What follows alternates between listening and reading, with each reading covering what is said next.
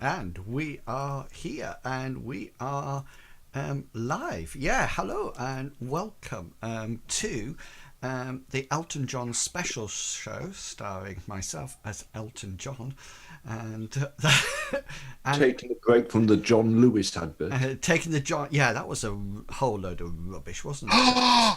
Spoilers. Spoilers, it's been out since November. How long are you going to avoid it? Yeah, do you know, we were saying, I was chatting at work and they were saying that a lot of people often get the soft toy that is actually made for the advert. Yeah, well, but everybody already Elton John. I don't really want an Elton John. Yeah, and everybody's really worried that they're going to end up with a little Elton John stuffed toy. No, you can already get it's like a scratch and sniff. No! No! But Mr. Pickles is just looking as if to say, what are they going I feel like I've missed everything. Stranger danger. This is what Brexit has done today. Once we can decide once we can decide what's actually going to happen, then maybe we can figure it out. Suck this year. Yeah. My birthday's the day after Brexit, so I'm not having a birthday this year because we're turning into Mad Max. Awesome. I'm moving to Ireland, I've decided. Don't move to Ireland, they're all Irish there. Yeah. Hello. Hello, the Irish people. To be sure. I know where you live. To be sure. Right. It's all right. They're muted now, so they're going on. They're all talking about silly Irish accents at the moment. Do you know? Can I just? How do you...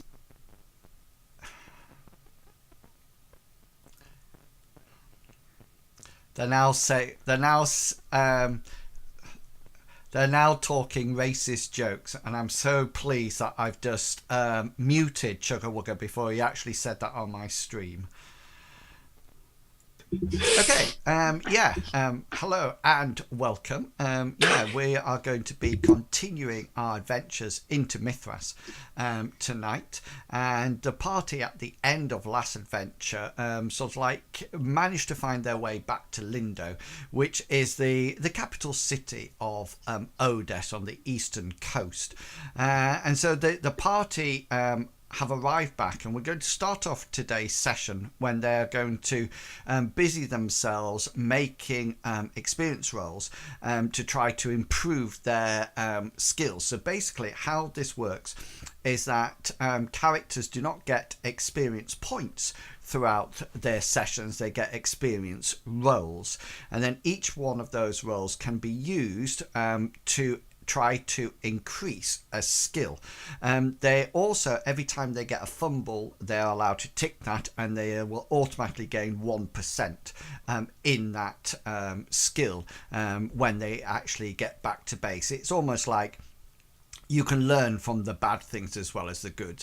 Now, just to let you know, if you're new to the system, the characters have, or the players have allocated their experience rolls, so they'll be saying which ones they want to improve. And then generally what they do is that they roll a 1d100, they add on their intelligence score to that dice roll, and if the roll is greater than equal or greater than their current skill, then they actually are allowed to roll a 1d4, add 1 to it, and that's how many percentile points they actually increase by. If they get less than their experience roll, the current skill, sorry, then they are allowed to have just 1% increase, and then that's it. They can, of course, use the same skill over and over and over again to try to improve it, but generally what they do is that they focus on things that are really class specific to themselves in order to improve it. So spellcasters will either focus on folk magic or devotion or shaping or something like that, while combat people would generally focus on things like brawn, endurance, their weapons skills, and so it allows the characters to develop uniquely. Now, before I give a synopsis of the adventure, the last adventure going forward, I thought it would be a better opportunity to let the players introduce themselves, and then we can get on who they'll be playing as well, and then we'll start talking about the experience roles. So in order so they know which way to introduce themselves, I have rearranged the tokens on the Roll20 guys in the order that you are actually on the Zoom or on the stream. So I'm first, then it's Longshanks EPG, then it's Mr. Pickles, then it's Medivac, and then it's Chuggerwugger at the end. So that's the order that we will do it in. So if you'd like to tell the stream who you are and who you'll be playing, and then we'll come back around the second time to talk about experience points. So Longshanks EPG, you're first. Hi guys, welcome to the stream. I'm Longshanks CPG. Tonight I'm playing the amazing warrior Hengist, hailing from a foreign land full of civil wars and evil lords. He's come to Lindo in the search of his sister because she was kidnapped on the eve of her wedding, and he's basically been traipsing around Lindo with this motley lot trying to find her. That's his main aim, but he's also been caught up with the events that have been going on, which I'm sure somebody else will go into. Tends to fight in heavy armor, sword and shield. Recently lost his shield and has been traipsing around without a shield for ages, and he's quite keen now. He's back at Lindo. He can actually buy one from his favourite shield maker. So yeah, I'll leave it to Mr. Bartleby. I am Mr. Pickles, and I play Mr. Bartleby Fumus, our team's resident theist. I serve the light moon goddess Amriel, who I'll be noting many times every single session for all time. She's basically covers all things good, healing, light, light moon, and I'm excited because Bartleby is getting some new powers to use in Amriel's honor. Yeah, exactly. I need to get my devotion up at some point so I remember words like that. But Bartleby is also kind of the group's bard. He's got some history knowledge, some monster knowledge, but mostly about goblins. And despite his mangled hands, he can still play the lute, sort of. And I'm going to pass it off to Hazara. Throw the mic. Hey, I caught it like style and panache. Hello, everybody. I'm Medivac, and I play Hazra Khan. He's a nomad. He's lost his tribe in the steppes, and he's wandered down to Lindo, where he's been hired by the Count to go and join this motley crew and, give the message. But he joined on after hearing about Bartleby's tale of having an amulet. A bracelet stuck to his wrist, if memory serves me, and after a few adventures happened, he loves wandering around. He's very at home in the wilderness. He is looking forward to discovering more about the world after he's discovered so much about the people he's with, such as Amriel, who he's very interested about, but is also scared about Gulliver's sorcery skills and the seeds, which we will go more into probably later. And he does like Hengist, despite the fact that Hengist is an ex-guard. He's coming to his own at the moment. So I will pass that on to Gulliver, please. Hi guys, I'm Chugwugger. I play Gulliver, the young sorcerer. He is an apprentice in the Order of the Kraken, which is one of the 4 sorcery orders on Odis. The Kraken sorcerers specialize in spells involving communication, transportation, and teleportation.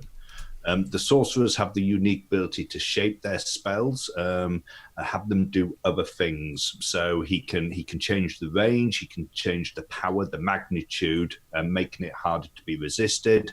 He can change the number of targets, and he can even combine several spells into one. The more times that he changes it, or the different times that he changes it, the longer the spell casting and the more power that it does drain from him, though. So he does have to be careful on occasions. And I shall pass on to Inwells.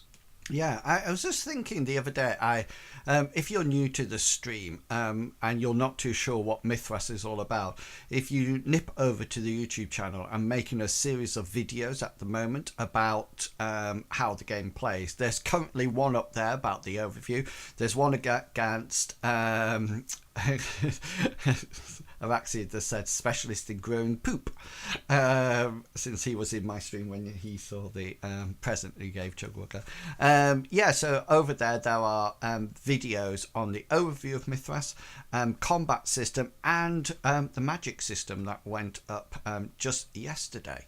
So thank you for your introductions. We are now going to get down to the nitty gritty, and in order to do this, if you can tell me various things that you're going to do. So the first thing that we'll do, we'll go down the line and do everybody's skills and improvements, including spells, etc. And then we'll go down the line again and role play anything out that needs to be done or asked or anything like that. Does that sound all right with everyone?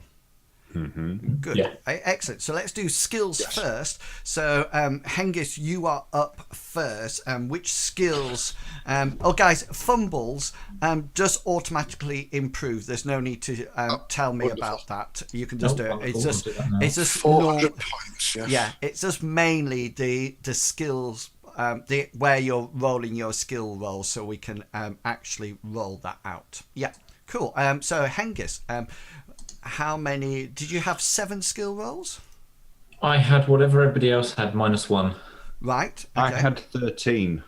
Yeah, but I meant from the last adventure. Oh, I think I only had 4. Okay, Because 4 then. Given 5 at the last Yeah, adventure. cool so then. my- So whereabouts are you using your your 4 experience rolls? So he's going to use 1 point in endurance, because that's one of his key stats. Okay, he's so gonna what's your current endurance at the moment? So it's 61 at the moment. 61. So if you'd like to, and what's your intelligence? 11. 11. Cool. Roll away then. So 1d100 plus 11. Yep. 22. No, so that will just that's below. So that's no. Sorry, you need to get above your endurance, don't you? Do you? You must get above your current skill. Yeah, because the higher the skill, the harder it is to improve. Yeah. Yep. So your current skill is 61. 61. So that'll just add 1 point to it. That's fine. Yeah.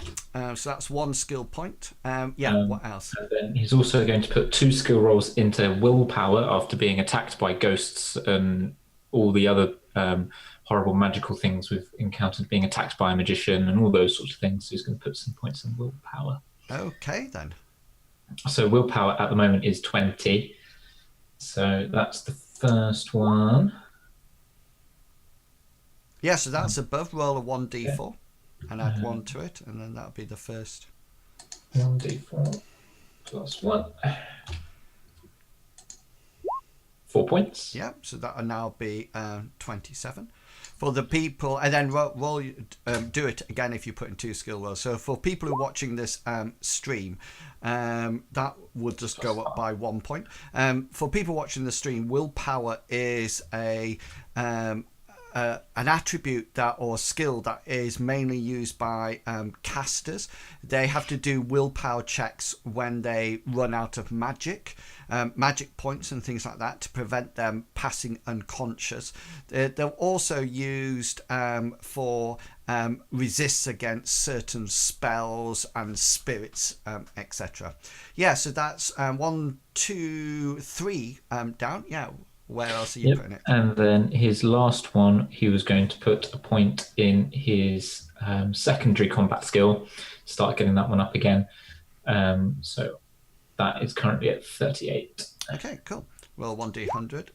Yes. Yeah, so add 1d4. And what's your second combat skill? So that's being able to use his longsword in a two-handed attack form, or in a two-handed form as opposed to how he normally fights, which is sword and shield. Right, cool. Okay, are you done? And then that's all my fumbles I've already done. I'm doing those. So yeah, that's me cool. done. Okay then, moving on to Mr. Bartleby. Where would you like to sort out your fumbles straight away? And then where would you like to put your skill points, including spells that you would like to learn? Well, I had a bit of a storage of experience rolls since I thought we were going back to Lindo. I thought that the stream might want to know. So I'm spending a lot on learning spells at my church where I need to be to learn those spells. Cool. The first one I wanted to get was the Folk Prayer of Might, bring Amriel's strength into people's brawn, which costs three rolls. Cool. And then I wanted to buy the Miracle Aegis, or Aegis? Something like that. That's like a shield, isn't it? Yeah, protective runes and make it so I can passive block against people when I'm helpless. Yeah, that's a nice spell. That isn't takes up it? five rolls though, which leaves me with 1 roll left, which I'm going to spend on endurance because my goddess likes me to have a nice bod. Yeah, that's She power. likes to create or augments a shield which glows with the cult symbol. So that'll probably be a glowing moon. Yeah, that's what I'm hoping. Yeah. Anyways, here's my endurance roll. Oh wait, no, I'm rolling D100. D100, then add your intelligence. Yeah. Which is 14, and I need to get my endurance is a 49 right now. So I just get one which brings me up to that 50 that I need to be excellent for my goddess. Yeah. So what was the other spell that you got? I got Might and Aegis. Might. Let me I can bop it on over there if you want me to share it. That'd be absolutely fantastic if you could just pop it on. So focusing really on your Might permits the recipient to engage in impressive acts of physical brawn as the caster's power to the recipient's strength, but only for the purpose of lifting, breaking, and contests of strength as defined under the brawn skill. It does not increase the character's damage modifier. Yeah, okay, nice one. Yeah, I like that. So any other skill improvements that you're going to be using? Nope, that's all 9 of my rolls. Excellent. Yeah, so I think you and Gulliver actually saved up a whole load of spells, experience points last time in order to buy more spells this time, which is a really good idea. Okay, Hazra, over to you. Which skills would you like to improve? Right. I have 5 from the last adventure and 4 from the previous time. So 9 in total. 9 in total. I'm not going to use them all. I'm going to use 6. So I'm going to use 1 on my nomadic combat survival skill, which is currently at 69, so I need 69, sorry, or more than 69 to get 69 or more. Yeah, it's equal or greater to. Yeah, so what your main combat skill? Oh, no, hang on. What's your intelligence? Well, some people 12, isn't it? 12. So that's all right because yes. You'll be over then. Yes, so roll a 1d4 plus 1. Wonderful. So if I just do 1d4, so 4. 4 points. Yeah. So nice. that goes up by 4, which is, So that'll click it over the 70, won't it? It will indeed. Yeah, nice. Yeah, so plus 4 to combat. And of course, remember, combatants, that, and especially if you're melee wielders, because your overall skill increases, your critical will have a larger range down at the bottom. So I think yours will probably click over to 7 or less now. Let me just change it and find out for you in that case. Yeah, I'm sure it does. Yeah. Base value, other training experience. So I'm going up by 4, which will make that 50. Baby shark, baby shark. There we go. And I don't know. 73 at the moment, so it's not showing what my crits are going to be, but it doesn't matter. Anyway, so my next one will be. Sorry. Yeah. What's your next one? Yeah. Easy, formidable, Herculean, 8. Yeah, 8. And anyway, my next one is going to be survival. Cool. Yeah, one of your major skills, isn't it? That's really? right, which is 60 at the moment. So we shall roll a 100. 9. No, so that'll just go up by 1. So survival, I'll do that in a second. Plus 1. My next one will be locale. Oh yeah, nice one. The moment is 54. So 46 plus my 12 is going to be 58. 8. Lovely. So that's going to go up by a d4 plus 1. Yeah. Which 2. is 2. Nice. So locale plus 2. And my next one after that is going to be ride. Okay. Which Yeah. at the moment is 40. Makes sense on that horseback. Yay. Yep, so that's a positive, and my d4 is going to be 2, so it's 3. Yeah. Nice. Right, 3, so that's 1, 2, 3, 4. Perception, which is going to be the hard one, that's going to 66 at the moment, so Yeah. fingers crossed. Finger. Oh, Yes. Nice one. Roll 1d4. Ariel is there with me. And 4. 4. Nice one. So those really sort of like track it into your character, don't do all those in the sense of being out in the open, survival, when you get into combat, perceiving and things like that. Yeah, really nice. Yeah. And my last one, I will hold my hand up, I changed when I heard Bartleby. No, that's And all right. I've gone for willpower 2 because it seems sensible that he would be stronger after running for help after the woman appeared. Yeah, so, and one thing I'm going to be asking, some skill rolls are quite self-explanatory. So say, for example, you're increasing your survival and, you know, being out and about, that will increase it. But I'll be interested don't say now, how you and Hengist, I think, was the one who increased their willpower, not Bartleby, were, what are you doing, you know, to increase that willpower skill? So we'll come back to that later. It's more of a kind of an understanding of what happened. Yeah, we'll come back to it later. Yeah. Yeah. Okay. So I will roll that. Yeah, which is nice. Which is a definite yes. Yeah. And a 2, so that's a 3 for my willpower. Yeah, very nice. Is that it? Fantastic. And that is me. I'm saving 3 points for later to see what happens. Excellent. Yeah. Okay, so we'll move on to Gulliver. Gulliver, I think you've got 13 skill points. Yeah, so I've got 13 because I didn't spend any at all last time. As like Bartleby, to have any spells, I have to return to my order in Lindo. So I was saving them to do that. So my sorcery spells cost 5 each. So I've decided to take 2 spells. The first one is that neutralize magic. Yeah, nice one. So that's basically like a dispel magic, isn't it? Yeah. And then the second one. Oh yes, I was reading about this one. Is this one a spell called Hold Fast? Because he's a member of the Order of the Kraken, there's only certain spells that he can use within the spell range. So he has to. His choices are limited. I don't think are the theists the same? Are they limited on what spells they can choose? Yeah. So those were costing me 5 each. So that's 10 out of my experience rolls. Cool. And then the other ones that I wanted to increase, I wanted to try to increase my my folk magic to begin with. Okay. My folk magic, I class as more of a cantrip. Correct. Yeah. In the sorcery school. So spells that he can cast pretty quickly, but whose the actual power and the things that they do aren't as good as his sorcery spells. So I want to put a 1 experience roll in there. Cool. The So what's skill your- is 69%. 69. What's your My intelligence? intelligence is 14. Okay.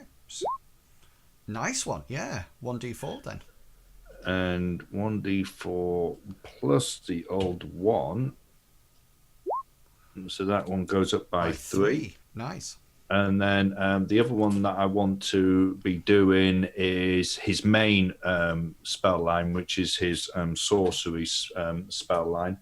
It goes on the skill called Invocation. Yeah. Because he also has something called Shaping, Yeah. which are what he has to put into to change the spell parameters. Yeah. But Invocation is what he's going to be looking at. Currently at 73. Oh, nice. I'm putting 2 rolls into it. Okay. So he gets 1 One on for the that one. first one. We should take it to So it's now 74 that he's Yeah. he's Correct. that. So he gets 2 points in that. Yeah, so so that's that'd going be to be going up to 75. 5. Nice. Yeah. Anything else that you? That is it for me. Okay, absolutely brilliant. Well done, guys. So it's really nice to see how your characters are actually developing as it goes on. And I know it was quite a long sort of like trek up to this point, but hopefully I'll start to adapt the campaign so you come back more regularly rather than a huge amount of time without any development. It's just that you'll probably come back quicker but have less points, so it might be the case that you have to wait a while. Now you also had you also sort of like have sent messages to me about equipment, and yeah, by all means, and take that equipment off, the silver pieces off. If you do not have enough silver pieces for that, then please do sort of like assume that you're building up a tab somewhere, and then you can actually pay it back when you next come in with your bounty of treasure. So we're just going to go down the line again. We're going to go in reverse order this time, and the idea is now, is there anything else you would like to do or interact with before we start tonight's sort of like session, the adventure part of it? So it could be anything that you want to do now, and we can role play that out, or if there's anything that you want to do over a period of time or anything that you want to investigate, then let me know that as well. And yeah, we'll go back the reverse way. So Gulliver, we'll start with you if there is anything. No, I mean, there's nothing really that Gulliver needs to investigate. I mean, most of Gulliver's time's been taken up with his spell studies. It does take a lot of time to learn new spells, and of course, he's had to because he's been away for so long. He's had to keep up with his studies under his mentor as well. So yeah, well, it's interesting that you mentioned that, because if you remember, the orders are in quite a disarray, and Madius, who's the leader of the Lindo area of the Blue Order, the Order of the Krakens, sort of like brings you up to date with what's been going on. And yes, it was true that there was an assassination attempt on the leader of the council, a certain member of the Order of Dragon, the White Order, which basically focuses in on healing spells and aspects of self-promotion, etc. Madius sort of like tells you that now in a lot of places the orders have almost like shut down their doors, rather than being out there and acting as a very superior sort of like force within Lindo and beyond. They've almost like closed their doors and sort of like become more of hermits or introverts. the reason for this, as Madius explains, is that they're not too sure where the assassination or who was behind the assassination attempt. And so they're very wary of people walking up and sort of like entering the order as if and when they want to. And so a lot of the ordered their chapter houses, their buildings, their guild buildings are now shut for the general public. But of course, you know, you have your mark of being a blue order, but Madius does inform you your mark is quite hidden in any case, Gulliver, I think, isn't it? Yeah, hidden so much so that he lost it. Right. Okay. So he doesn't need a new one, but it basically takes the form of an amulet in a small pin in the form of a kraken, which has a blue bit of fabric attached. Yeah. I think you've got a what do you call it of it somewhere. Yeah, I have, and it's quite. Madius will pay you, get you one of those back, but he sort of like suggests that you don't go around flaunting your magic. You are still quite safe to do magic, but you don't carry the authority that the sorcerers used to have. You know, there are very many people who are now a little bit more suspicious. The other thing that Madius relinquishes you from is finding out anything about the assassination attempts. He sort of, do you tell him about the blue? Yeah, so I mean, there's a couple of things that I wanted to debrief him on. The first one would have been the death of the fellow Order of the Kraken who had originally come to give Gulliver the news about the assassination attempt. And just on that point, Madius is very much aware of that person that they sent to try to find you, but also he sort of like hangs his head, and he sort of like this obviously sort of like impacts on him quite a lot, you know, and he just sort of hangs his head, you know, and sort of like says, "Oh, that's a great shame." Great shame. Yeah, and what's the other thing that you wanted to say? The other thing that I wanted to tell him was about the meeting of the other sorcerers that we had in the Viper Den when we came across them, and there did seem to be sort of like one from each order acting together, and this was after the assassination attempt on Gwyneth. So it goes against what he was saying about them sort of like turning, you know, each of the orders, you know, sort of like separating themselves from the other, because from what Gulliver saw, they were actually, you know, operating together, even to the extent of an Order of the Kraken opening a portal for, you know, one of the white, the red, and the black to go through. Madius is really interested in this, and relates to you yet again the comment that he made of the dark robe person, if you remember, that was leaving the portal house, that had red trim around his robe, etc. Madius also does inquire whether or not you knew these people, these group of sorcerers, and whether or not you had any names or anything like that you could pass on to him, so he could talk at the next Lindo Council when the four orders come together. I mean, Gulliver's going to explain to him that he doesn't know any of them by name, but one thing that did intrigue him was that before he came to Lindo, and he was taught certain sorcery spells by his old mentor, an old scholar called Master Healy.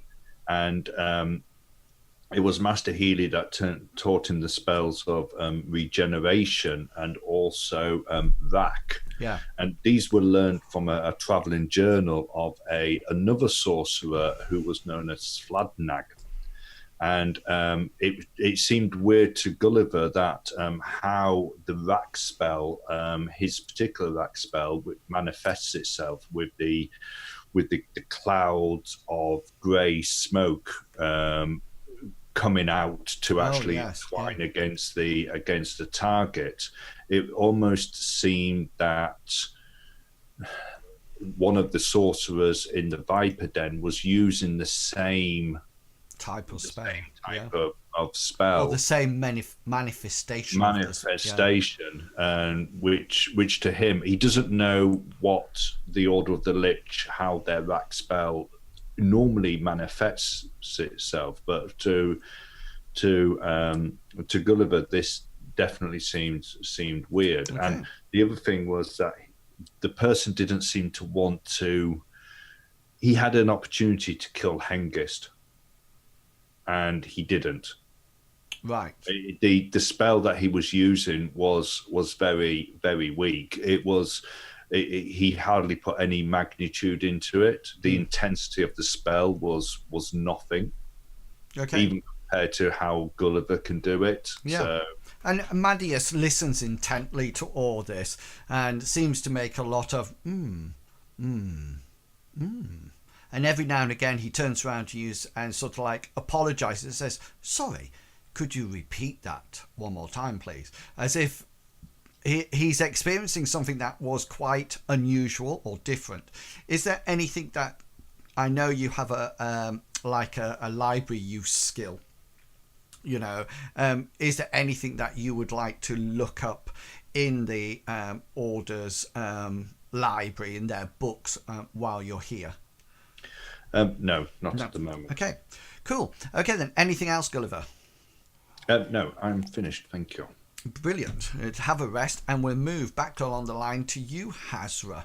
Now, Hazra, you're probably staying at the Hairy Hobgoblin, or rather than out in the wilderness, but you probably spend a lot of time out in the wilderness. I am indeed. I'm hunting for game and whatnot to make an income to sell to anybody I can in the town, inns or merchants. Okay, cool.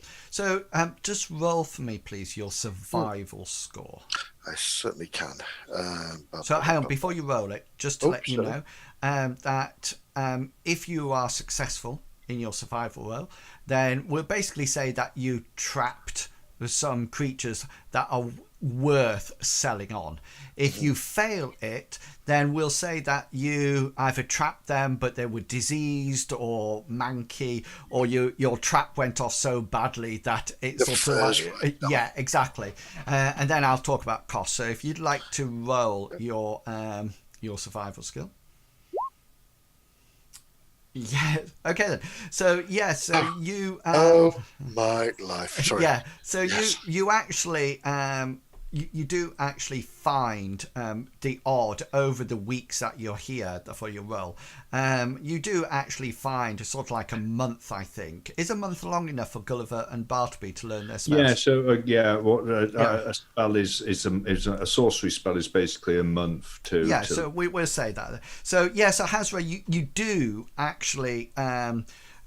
Do capture some things. I noticed that you scored an easy difficulty there.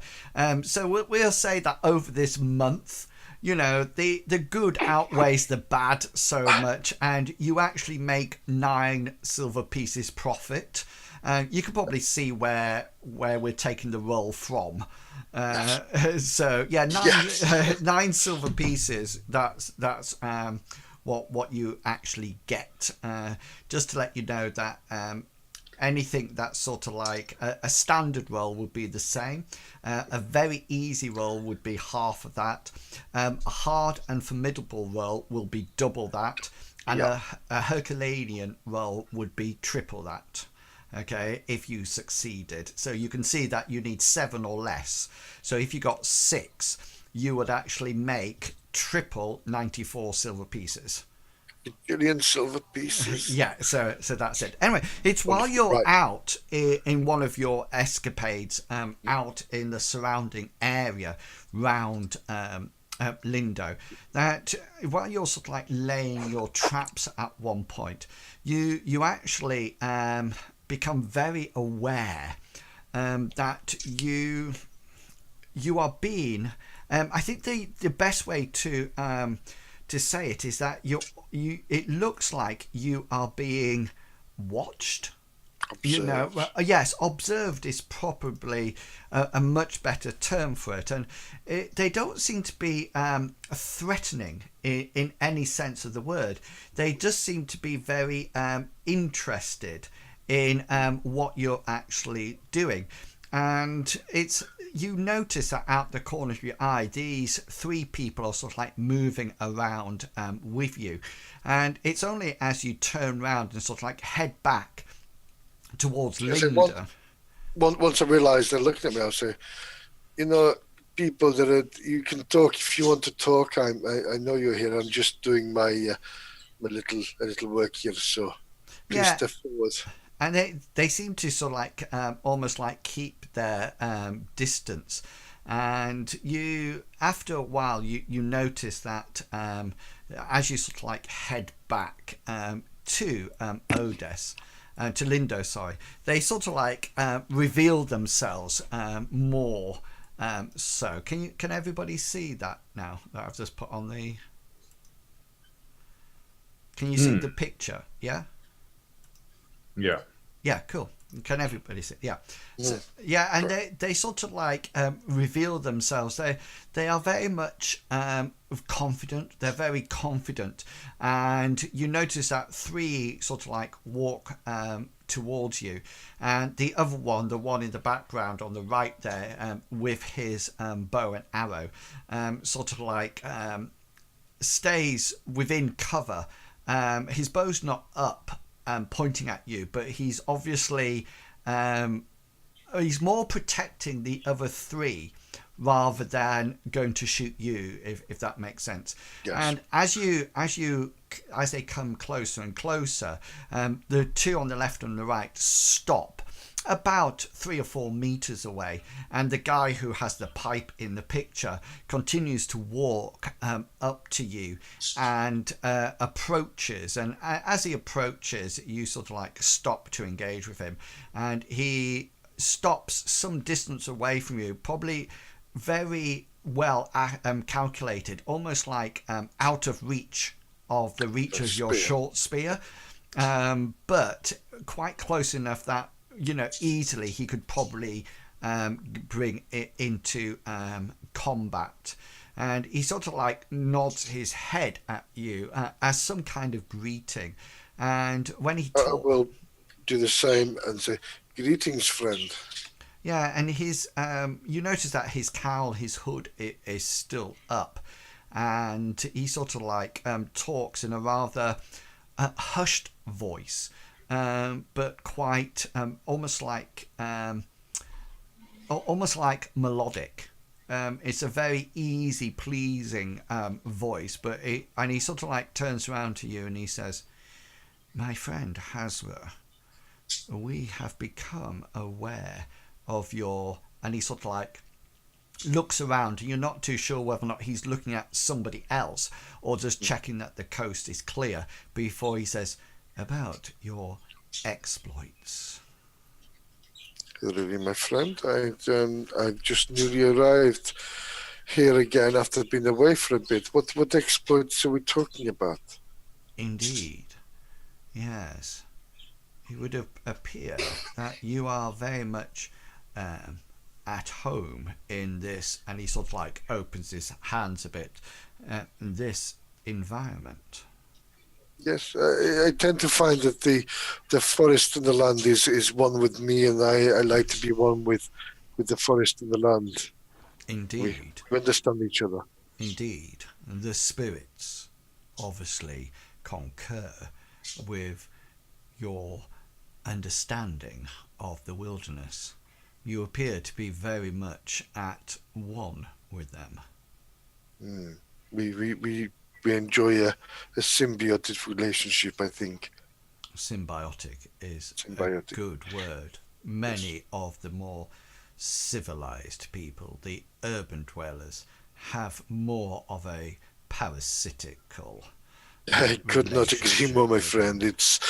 That's why I spend most of my times out here rather than in the walls of concrete that they've built in wood and mortar. The spirits guide you well, and they also have guided us to you. We have, Hasra, a proposition for you. I'm intrigued by your interest in me. Pray lead on. What is this proposition you are talking about? He sort of like says, he looks around and he says, no, not in the open. Come, we have a small dwelling not far from here. And he sort of like signals for you to follow him, and he's quite happy to take the lead at that point, almost like exposing his back to you. And you notice that as you walk past the others two, they almost like, and the final one with the bow, they sort of like fall in behind you. And before you know it, you're almost like in some kind of copse. It's not a great forest, but it is some kind of a copse. And before long, you seem to come to a rather old stone-built building. It's very homely and small, and you are sort of like ushered in. And within inside it seems to be one big room that has things like cooking facilities and a fire going, and then you can see in the back behind what appears to be some kind of drape, you can see that there appears to be an elderly man writing and scribing things down, and sort of like a teenage girl is stood next to him, sort of like holding books and sort of like letters. And as you enter, he sort of like, the old man sort of like looks up, sees you, he stops his quill work, turns to the teenager and sort of like nods towards this drape, this curtain, and the teenage girl goes over and sort of like, she almost like tries to outstare you, as if she's trying to show how confident she is. And just on that point when you think you're going to win, she shuts the curtain, and the guy sort of like offers you a chair between the and next to the fire, and he sort of like talks to you and sort of like says, we have a proposition for you, Hazra. We notice, the spirits tell us that you have been disconnected from your tribe. However, your specific skill set means that we are able to offer you a post within our order. With this, how do you know about my tribe? And is this post would be like another tribe looking after what we do? The spirits know everything, Hazra. They talk, they explain, they follow, they watch. Yes, we could be said to be a tribe. However, we have a more fonder name that we are actually aware of and how we use it. And although many people know it, few remember it.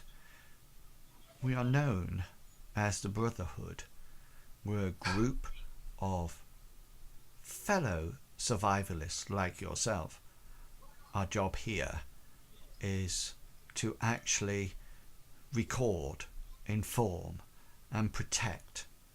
And nature itself has a presence in the weather, in the vegetation, and even in the animals themselves. Many do not see that, do not experience those interactions. They are constantly in flux, and from the complex predator-prey relationships of the animals to the impact of weather on the trees, the vegetation and grassland, we, the Brotherhood, in our chapters, decide to focus on recording and being aware of these changes. In essence, we record nature itself as we live symbiotically alongside it, within it, and let it embrace us with its reassuring hugs. this I have a feeling that I understand what you're saying. The whole nature, it's a whole encompassing thing that everything lives in unison together and must be maintained and protected. I've always thought this. I've always known this. And yes, my shaman, although I did not understand his teachings at the time when I left the village, or when I lost our tribe, should I say, that I through life I've understood this, that everything has a pattern and a place in life. We completely agree with your sentiment, Hazra, and we would like to invite you into our order. It's an order that you first have to prove yourself, but initially we are happy for you to have a probation period as what we fondly call a wanderer. Your job, if you choose to join our brotherhood, would just be to come back and visit chapter houses across the world, wherever you may travel, and share information.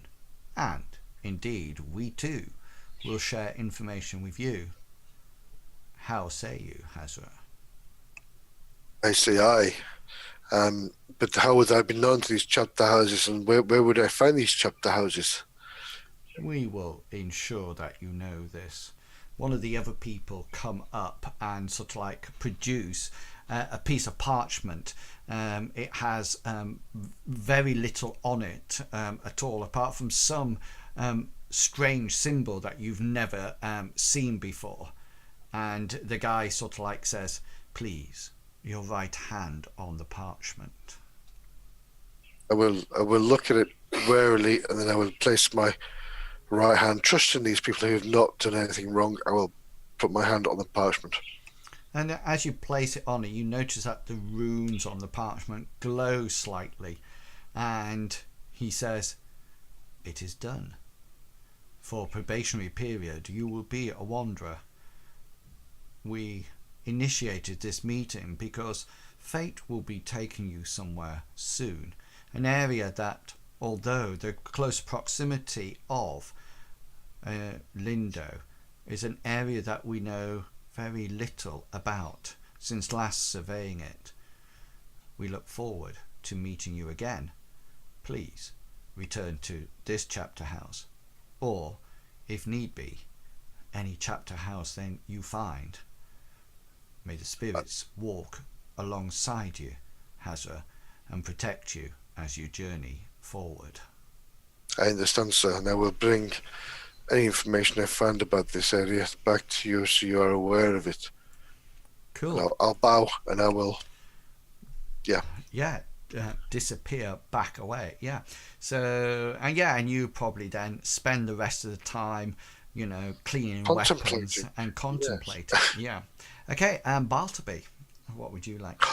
Oh, sorry, can I just have can I go with Bartleby to the Temple of Amriel, and just to give my thanks to the protection she's given over the times I've been with Bartleby, and he's protected me, just to show my appreciation that she's a goddess, and it's always good to have protection. Just remember that. That's right. Okay. Yes. So Bartleby, what would you like to be doing? I can certainly help anybody get into the main hall of the church, but I need to go and talk to Priest Jeremiah Cross and tell him my tale and seek guidance, because I've got a really cool mask on that I can't quite get off, and I haven't really tried to get it off. But yeah, and Jeremiah is quite after Hazra, you've given your thoughts, not really knowing how to pray or anything. You just sort of like stand within the temple.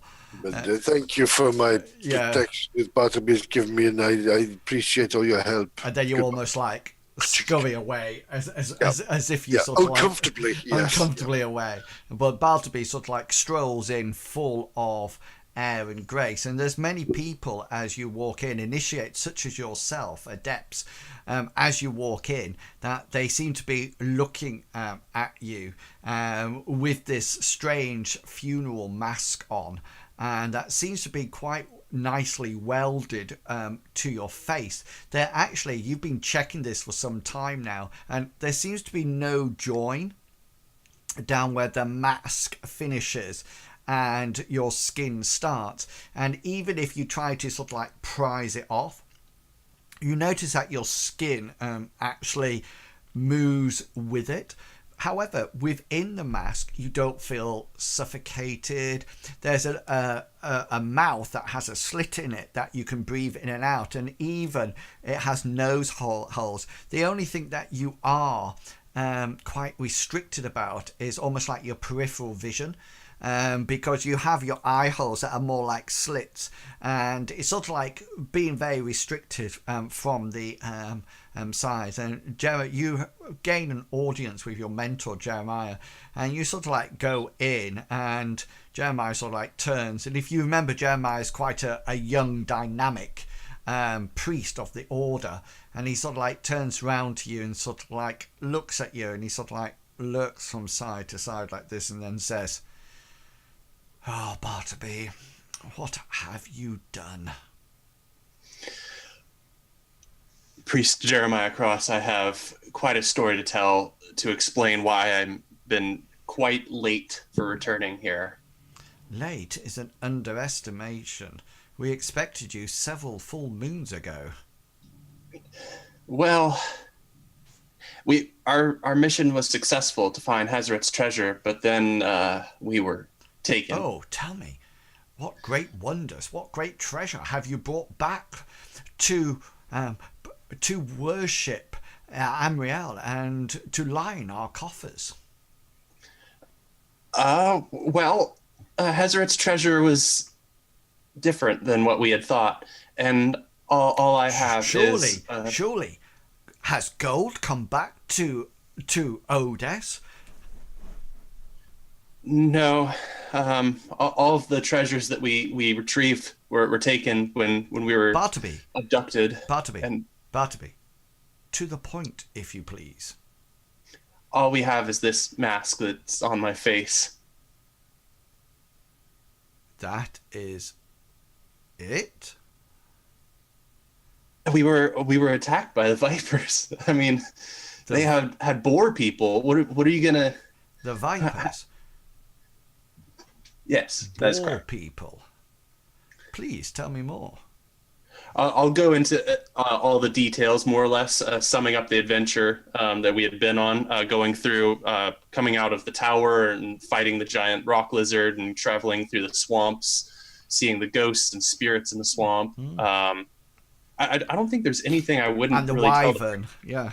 Yeah, the wyvern up on the mountain, going into the tomb and finding the chalice and the bust, and the third item that we didn't get to keep because Finiel and whatnot. I would mention Finiel as a ally to the church. Cool. Yeah, and he sort of like listens intently, and when you mention things like the vipers and Boar King, he seems almost like puzzled, and he just writes it down in he's almost like his log, but he doesn't actually say. He sort of like draws a blank when you sort of like inquire and you question him about who are these people, where they come from, and he sort of like says that, I mean, he's quite knowledgeable of the surrounding area and the comings and goings within the town, but he knows nothing about vipers or Borkin.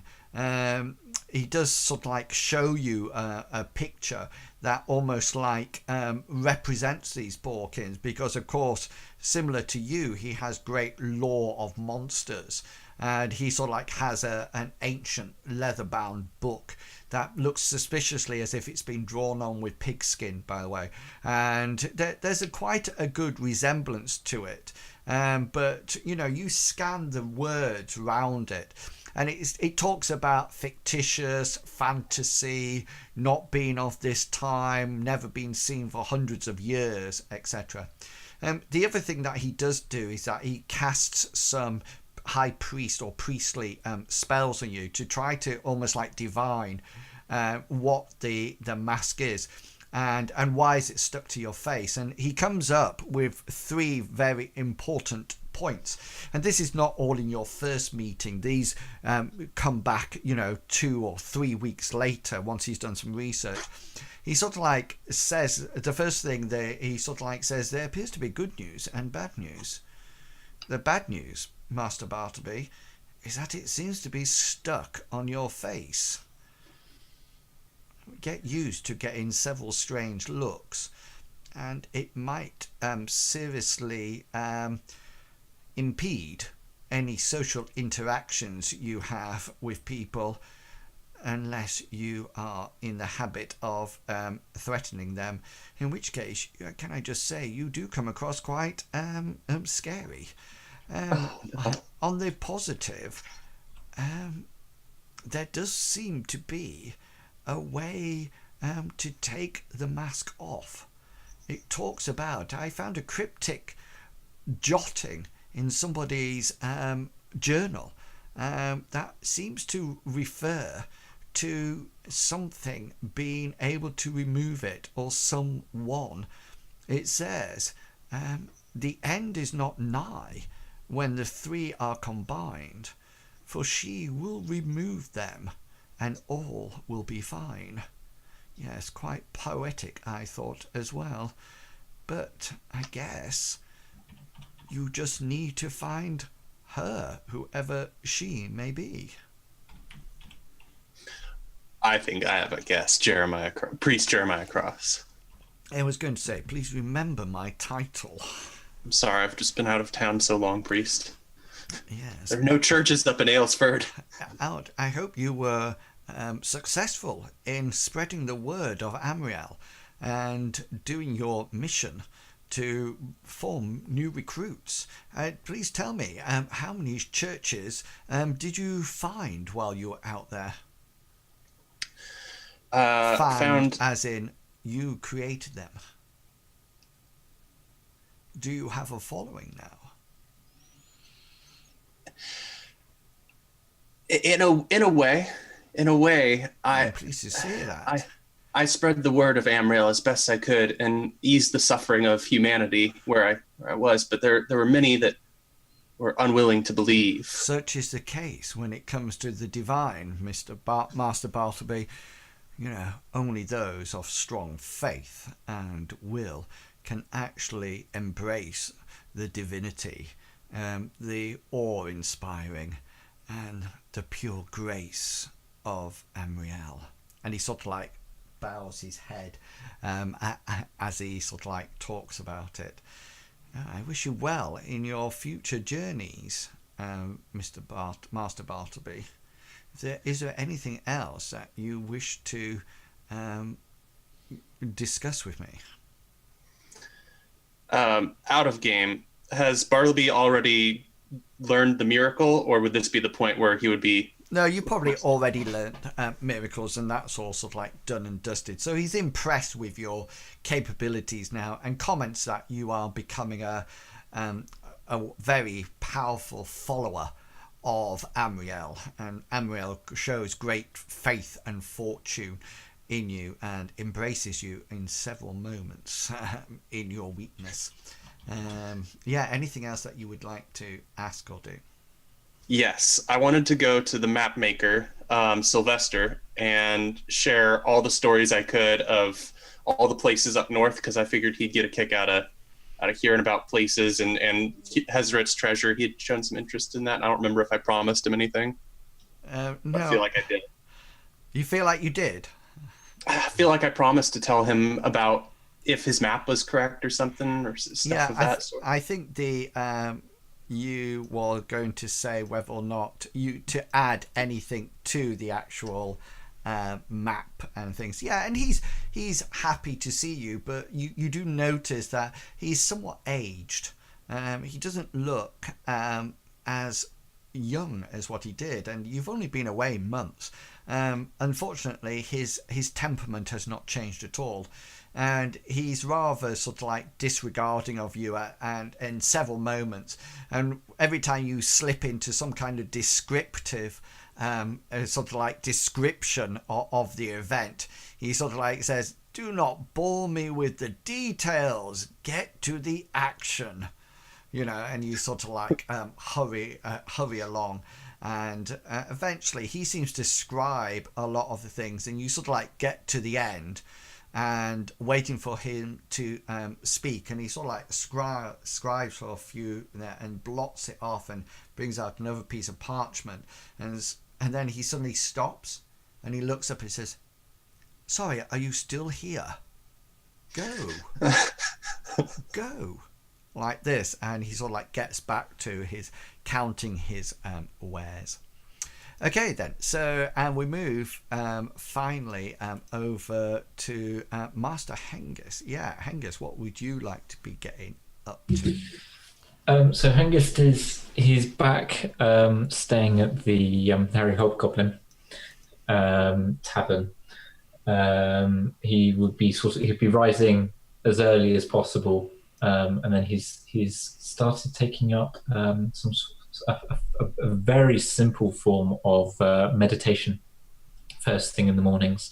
So he will sit meditating for a while, so like just emptying his mind and then reflecting on things and events, mainly about being attacked by the ghosts and that sort of thing. And then following that, he will spend an hour or so each morning doing sword practice and going through all the forms and that sort of thing, and then he'll go down to breakfast and sit at the bar with next to Basil, talking to Basil about sort of like the events that have been happening in Lindo for the last month or the last couple of months and that sort of thing. Yeah, so that sort of like describes what you're doing. Is there any questions or anything? Yes, he does have some specific questions, because he noticed. He's in the brief time he's been in Lindo, back in Lindo, he's noticed the changes. So one of the very specific questions he has for Basil is, how long has this curfew been going on? We were told by one of the wizards that Lindo is now under a curfew at night. Yeah, and it's popular knowledge now, and it's been going on since the assassination attempt of the White Order, and they sort of like shut the town down there. I think Madius talked about it in the last session, but basically they're very suspicious that there might be a further assassination attempt, and the fact that nobody is actually safe. And so Count Bastian did what any respectable count of an area, such a town such as Lindo, to install the curfew. And Basil's quite happy about this, because it generally means that people stay a lot longer and pass out on his floor, and then sleep the night. And so he's making quite a bit of profit in it. Okay. He also wanted another specific question he had was, because the last time they were in Lindo, or the time before last they were in Lindo, there was that attack by that weird creature that then caused a lot of problems, and then obviously which Hengist was part of, in defending the count against a second attack from a similar sort of creature. And he wants to know if there've been any sort of sightings of there's been the area again. No, not at all. The surrounding area, Lindo. I mean, that's Basil. The earless doesn't sort of like set foot out of Lindo. Nobody in their right mind would. But there's been no attacks or anything like that since you've been away. Just the assassination attempt. And then he was going to ask if Basil had heard of any of the caravans, because he knows there's been problems with caravans. If any of what the trade's like, is the caravan is still coming, or has that been drying up and stopping? he sort of like mentions that trade is always popular in Lindo. It's how it actually makes its living. So there are caravans coming and going, but not as much as it was in the olden days. And he goes on and has a speech about how perfect it was in the olden days, etc., etc. And then he's also going to ask if he's heard about the I think they're called the Slayers, the other group that were a group of the townsmen that had set up to help defend the town. If he's heard of them and if they're still sort of operating in Lindo. Yeah, he's not too sure about that. He sort of like talks about getting people in the tavern, and there's always talk of this, that, and the other. But he's not he sort of like reminds you that he runs a tavern rather than anything else, and so he just sort of like says, that people come and go, and that's about it. Okay. Angus will also obviously, apart whilst he's wandering the town, getting all the rest of his equipment that he's lost, so his armor and another shield and that sort of thing. He'll be looking out to see if he's got any signs of this Slayers group, because he wants to see if he can try and track them down to have a chat with them as well. Why do you want to talk to the Slayer group? Well, he was wanting to talk to them to see what was to see if they had any other ideas of what was going on in the area of Lindo, and that sort of thing. Okay, so you will sort of like do I'm sure there's a streetwise skill in this game. Am I right? Yes, indeed. Yeah. So just roll your streetwise skill, Hengist. What would I don't have? It's a class specific. Oh, is it a professional? Professional. Yeah. Oh, right then. Yeah. In which case you can't roll it. Yeah. So you sort of like hang out in the tavern and sort of like try to keep an eye out for members of the Slayer guild. That those were the ones that tried to recruit you, wasn't it? But then they went tried to recruit me a while ago. Yeah. Yeah, but you sort of like ditched them to join the town guard. Yeah. So yeah, cool.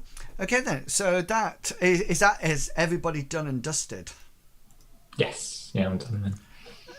Right. Oh, yeah. Brilliant. Anything else that you would like to do before I move the adventure on? I got one actually, really quick.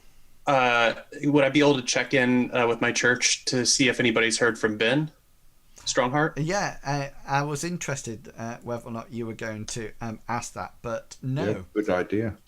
No, not at all. Nobody has heard from him. So on the map, you can probably see Lindo and the surrounding areas. As you know, so Lindo's in the middle there, and you can see the forest to the north and slightly to the east, that you have been to, some of you. I was actually, the other day, I was looking at a video, I put it at the end of the video, Medivac, when you were playing Jason. The town guard. Down there, yes. When I was playing Jason, who at the college, I was like, I don't know these people. I've just met them. Yeah, that was the best part, because the haunt appeared and said, "You are responsible," and you said, "Sorry, I'm just with them." I went up to me. I'm walking away. Nothing to do with Jason. Anyway, so this that if you can see just there, that's where the bridge is. So that sort of like happened over here. This road is the road that you travelled down when you went in search of the Library of the Mystics. Is this a new map? Yeah. It's very nice. I was thinking it is very good. It's via a program called CC3+. Oh, I was about to say, was it by CC3+? And I can sort of like add to it and develop it as I go along. The only thing that there's not, so please do not start measuring. It's not sort of like drawn to scale. No, it's not. It's not to scale. No, and I took. It has heck. Stop the game. Sorry. No. Oh, it's actually it is to scale, but it's in leagues. So is it a League of Gentlemen or is tree here the size as Eubin Falls then? Say again, sorry. is this tree here the same size as Ubin Falls? Exactly. Right. It? But you can, if you That's a big ass you tree. can actually zoom in if you wish. You can just see Ubin Falls up there, and okay, and then down here, this was when you went to the Library of the Mystics, if you remember. So yeah, so there's a whole load of stuff that I don't think you can see, because is that correct? Yeah. He's zooming falls. Yeah, Ubin Falls. So Zooming falls. So this is where you are, and after a month of doing your general discussions and improving your skills, etc., you come back to the hairy hobgoblin to sort of like meet up and just sort of like inform each other. Basil comes up to you, Gulliver, and announces that he's so pleased to see you because he has inherited some very special cheese from a strange gypsy that roamed the land. He actually bought it for quite a reasonable price, and he brings out what could only be called as a small box of camembert cheese. And you sort of like get quite excited about this, and you sort of like take. Gulliver's going to say, "Could I smell it?" Yeah, well, it's interesting you say that, because as soon as you take off the lid, because it's sort of like brought with your bread, as soon as you take off the smell is so vile that you almost like pop the lid straight back on again. You're not too sure whether or not it's actually meant to smell like that or But not. cheese is cheese at the end of the day. Yeah, would you like to taste some, or are you going to leave it until you're more in need? Gulliver's going to say, "It looks very interesting, Basil. Would it be possible to keep it for me? It's just that I'm currently short on funds." And he sort of like turns around and says, No, not a problem. I'll just talk like Hazra. No, not a problem, Gulliver. It is a gift. Consider it a gift from me to you. Please take it far away from this tavern, wherever you are now living. It is a gift. And so somebody else, one of the barmaids, comes back and says, Yes, it's definitely a gift. Please do take it away, young man. We insist, please. And please, if you would like some more, then please come back. You know, we have plenty. If you want 24 more of these, then come back any day, and we will sure to be able to share it with you, Master Gulliver. We got loads around the back. Yeah. I don't get many gifts. I think this is only the second gift I've really had in my life. And yeah, and he sort of, It's Basil such a- sort of goes, yes, take it as a gift, and he goes away, and you're just sort of like looking at it, and all of a sudden Basil reappears, and he says, Gulliver, you should have more than one gift in your family, your life. Here are 5 more. And he sort of like plonks 5 more cases of camembert. And you actually notice, Gulliver, that just at the base of one of them, almost like the wooden pallet has started to seem quite damp, and seems to be, it's almost as if things are soaking out. And he says, I insist, Master Gulliver, take them all. Take every... I have another great opportunity for you. I will have the rest transported to your order tomorrow. Yes, no, Gulliver, please, do not thank me. We are friends. And he goes, bang, on your back as this huge hammer-like hand sort of like slaps on. And you just think, oh, I'm going to bruise there. Gulliver's going to take these things back to the table. And he's going to say, look what Basil gave me. I think you should burn it right now. It's burn it. It's Yeah, I have some oil. it's cheap. Yeah, I know, but it smells like it's from the devil's armpit. you're from the wilderness, Hazra. You know that. I know God's having an amazing Things smell amount of bad, sour but milk and things, it but can taste good. yeah, I totally understand, my friend Gulliver. But your And it cheese was here is a little bit. Look, it's walking, man. It was a present, and I've got 5. So It's I 5 thought, things what's better than to share it with my friends, and Yes. Hazra, you can have some as well. No, thank you. I'm lactose intolerant. I don't think that's a thing. It is now. No, I'm not a fond lover of dairy products. Yeah. The question is, you don't actually I'm think vegan. this is dairy at all. It's while you're having a debate that you notice one of the bluebirds come into the room and sort of like look around, and then notices you sort of like slumped round your favourite table, and sort of like comes over to you and says, I got this message for you. And the young bluebird, who is, if people don't know, is the messaging order, part of Gulliver's order actually, that runs messages backwards and forwards. And normally they're just oral messages, spoke verbally, because there's very few people who can actually read or write. And it's while you it's quite shocked, Gulliver and Bartleby, you can see this as well, that there seems to be a written note, and the bluebird doesn't even seem to wait for a reply. He just sort of like puts the piece of paper on the table and then sort of like nods his head, and then just sort of like heads out as quickly as he can. Sorry, excuse me. Is anybody else having audio difficulties with the music in the background? I thought it was my internet, but yeah. No, Yeah, just that's fine. There's something happening with the audio in the background in Wills, which is causing your voice to distort. Okay, I've turned it off. Okay, thank you. Yeah, so you've got this note, and you sort of like open it to see what it's all about. And Gulliver and Bartleby, you can read this, and it seems to be from somebody who refers to themselves as master of their house, a bit like Les Mis song. And Is he worth respect?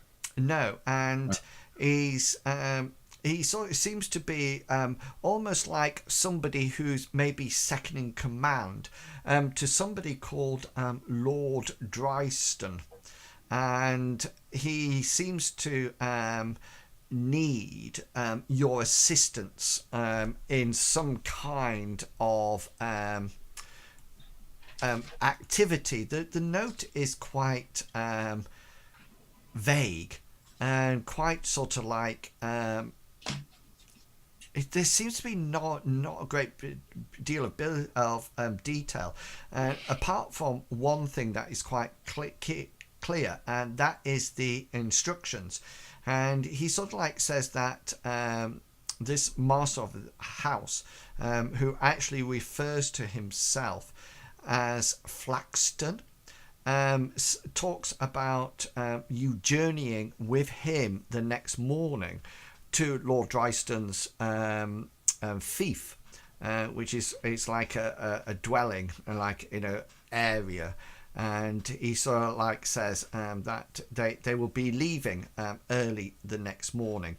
And although you seem to be left now to your own devices, and you certainly feel that this would probably be an interesting encounter, mainly because you're not sure what Lord Dryston wants, but also there is the promise of both money and fame for doing it. And so after a reasonable night's sleep, you awake the next morning and meet Flaxton at the entrance to Lindo, where he appears to have two rather grand carriages that are ready for you to be transported.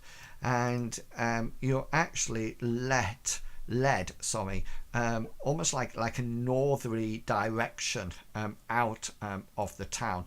And you should be able to see the map now. Yeah. Yeah. This what's it called again? Sorry, the Flaxton. Flaxton. Does he have any type of insignia? No, not at all. He seems to be almost like dressed as for what you would know, like a butler. He seems to be very official and very sort of like on point. And there's two carriages, one that he seems to ride in by himself, and a second carriage that you guys are riding in as you sort of like move out. And I'm just going to reveal where you are taken in this 2 seconds. You should be able to see it now. Does he make any attempt to engage in conversation with us, or no? Not at all. He's actually riding in a different carriage with you, but when you sort of like arrive to get to board the carriages, he's very efficient and very astute. He makes sure his manners are there, and he talks to you about thank you for offering the job, and it's quite welcome. We're really looking forward to it, and we will. Gulliver wants to sort of like be watching him closely just to see whether or not he looks like he's being sincere, telling the truth. Yeah, roll your insight roll then. Yeah, nice. He seems incredibly sincere. He doesn't sound as if he's hiding anything at all. He seems to be very keen and very efficient. And when they sort of like say to you, why are we going here, or anything like that, he's very sort of like to the point and almost like blunt, and sort of like says, Lord Drayston will tell you when you arrive, and it's sort of like really important. So Slenderholm, which you can see on the map, is the next sort of like village, but you actually come off the road sometime before that, roundabout here, and go off in a sort of like a northwesterly fashion. And you can see here that you seem to be passing some almost like swamp land. Fens. Yeah, but it has it's not sort of like open. There's trees and vegetation growing in it, but it doesn't look like the nice vegetation that you pass by the forest. It looks like it's more sort of like covered in vines and things like that. Hazra, just roll a locale. I certainly will. Oh, you're on point today, guys. Yeah, Hazra, combat hasn't started yet. Oh, yes, that's true. That's right. Oh, no. Hazra, you've actually heard of this area before, and you know it as the common name for it is called the Frog Fens. That's Frog Fens. Fog. So Foxtrot Alpha. I'll put it in the chat for you. Frog. With it. Oh, frog. There we go. Fens. That's fine. Okay. Thank you. And so. And the thing that Gulliver, I mean, as we all get into the thing that Gulliver's sort of like intrigued is why we're taking two carriages. So he's sort of like looking to see, once we're in a carriage, whether or not there would have been anywhere for Flaxton to actually travel within the carriage as well, or on the top. Not within yours, but just make a perception roll for me, please, Gulliver. Boom. Yeah, you sort of like have cursed us. You look as Flaxton's getting into his carriage. You do see through the door, and it looks very plush in there.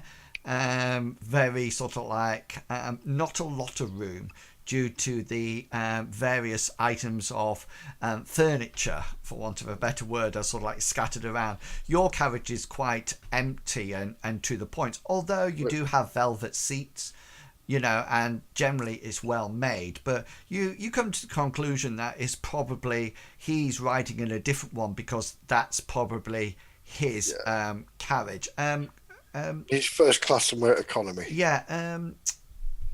Bartleby, can you just roll your commerce skill for me, please? I would love to.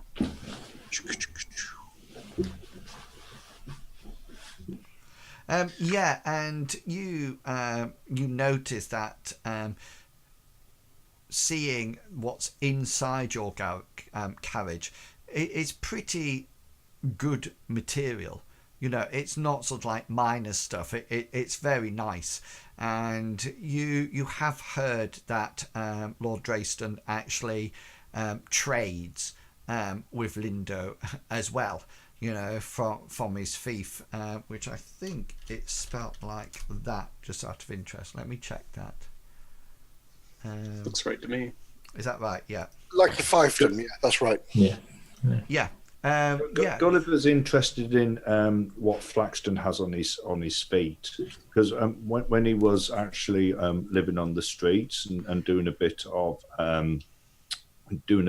musicianship and a bit of the fencing of the old stolen goods, you could always tell a well-off person by their shoes, even if they were pretending to be something else and dressing poorly. They tend to never give up their comfy shoes and well-made shoes. So Gulliver's very interested in what he's got. Yeah, well, on you've already done your perception roll, so you sort of like have a glance at his footwear, and it looks like leather boots.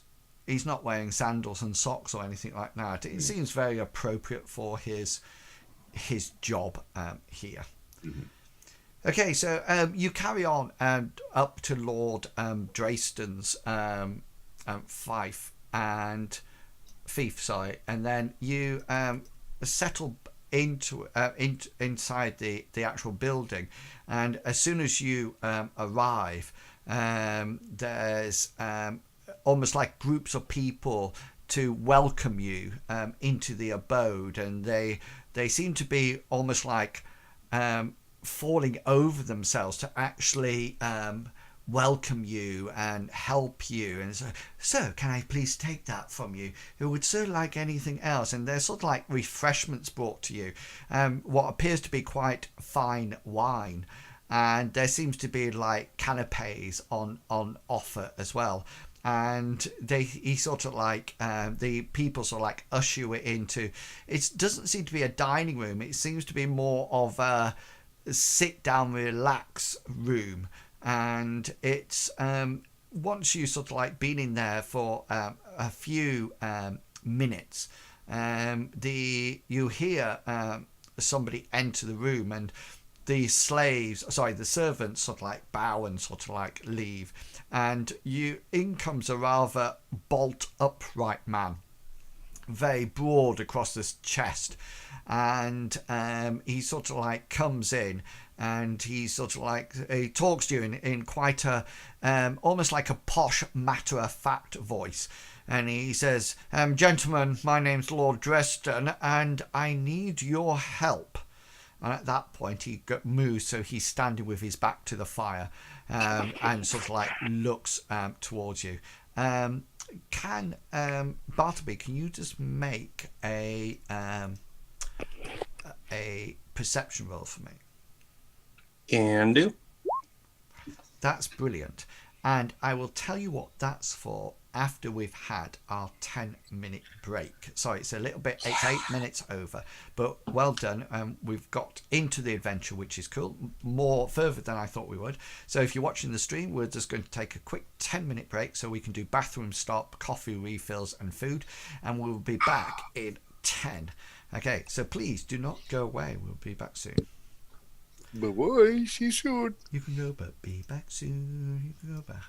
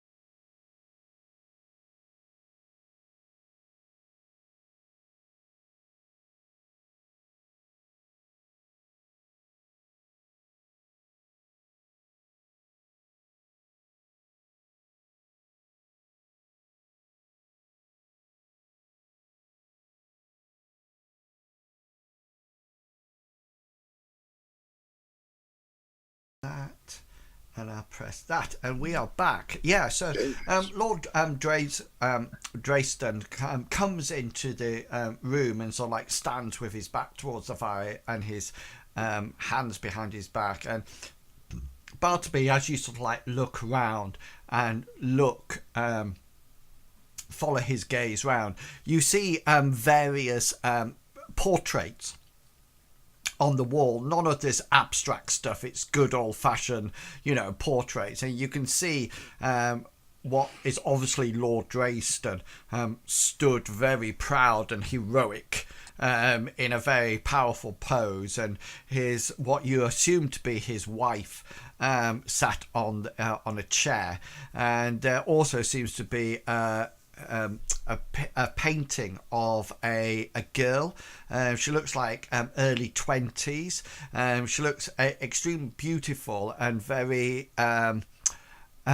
she looks like full of finesse, and she's sat very nobly, and you sort of like assume that this must be some relation to the Lord Drayston, and Lord Drayston sort of like catches you sort of like looking at this image, and he sort of like turns to you and he says, "Stop it, you dirty man!" He says, "Yes, and that is my daughter, Briar." She's very beautiful, sir. Yeah, and you almost like think that you've seen her before, Bartleby. It almost like she looks familiar, but you can't place her. Anyway, and while you're thinking about this, Lord Drayston sort of like addresses you all. He says, "Yes, thank you for coming, and that's very short notice as well. Thank you for coming out. It seems that I have a bit of an issue that I would like some assistance from, and you come well known and well recommended by various people in Lindo that my housekeeper Flaxton found out for me. You might be aware, as you drove out here in the carriages, that my lands border on the Frog Fens. Many before me have held this swamp as being of little worth or value, but I have grown wealthy in the discovery and harvesting of various herbs and plants growing in there, which, coupled by the richness of the soil for farming, has been a boon to myself and my trade with Lindo. My surrounding area has grown slightly, and I have several farmsteads out and about. However, there is a drawback to the location of my land. The Frog Fens were not named for their abundance of hopping creatures, although they do teem with these beasts. No, they were named for the more sinister occupants, a race of creatures, remnants of a once foul and dominating evil being. They are living in there by themselves, and they call the swamps their home. I have named them the Batrachians, but their common name the common folk have dubbed them as toad demons.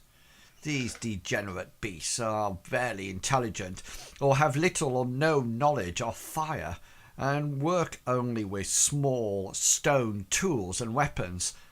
In the past they have raided my lands, but these pitiful forays were unorganized and easily repelled by my men-at-arms.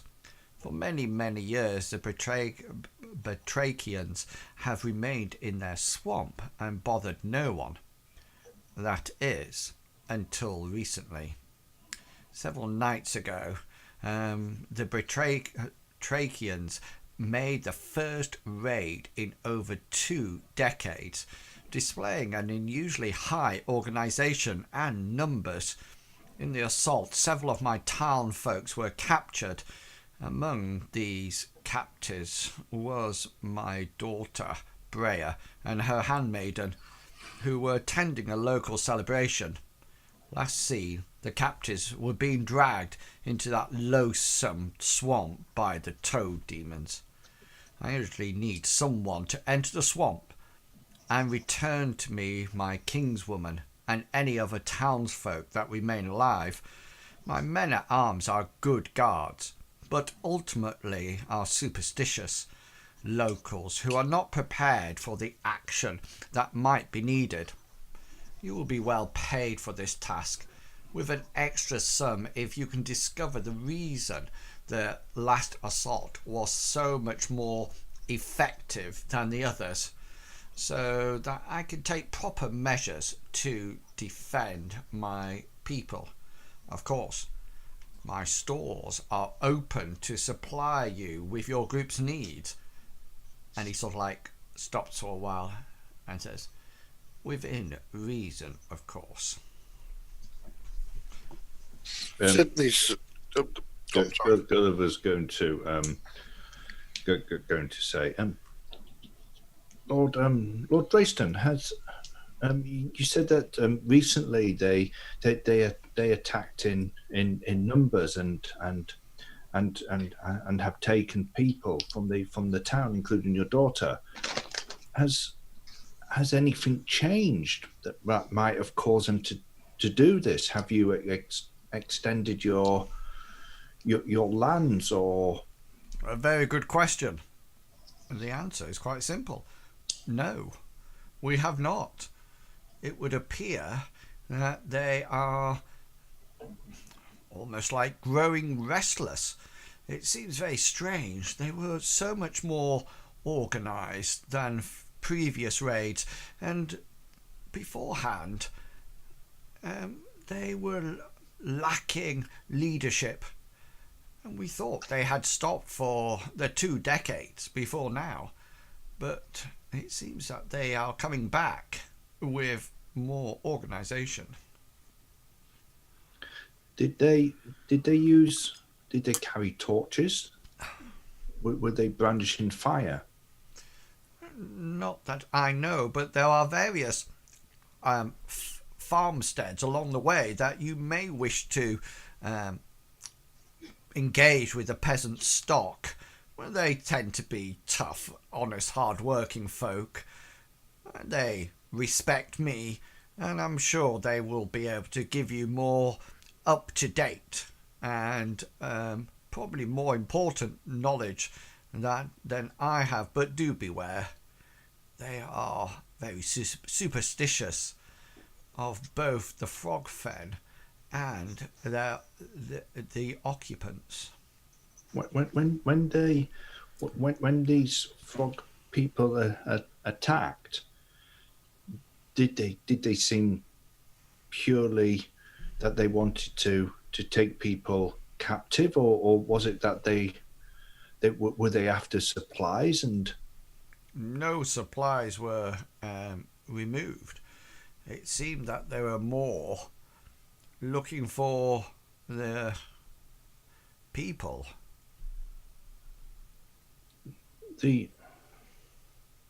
Stop me there 1 second. Looking for their people or your people? The frog demons have no other species ever even close to them. They are somewhat of a amphibian type. No, they definitely wanted our people. Oh, right. Sorry. I was just wondering if you had maybe captured some of their people and were holding them and they were coming back to retrieve them. No.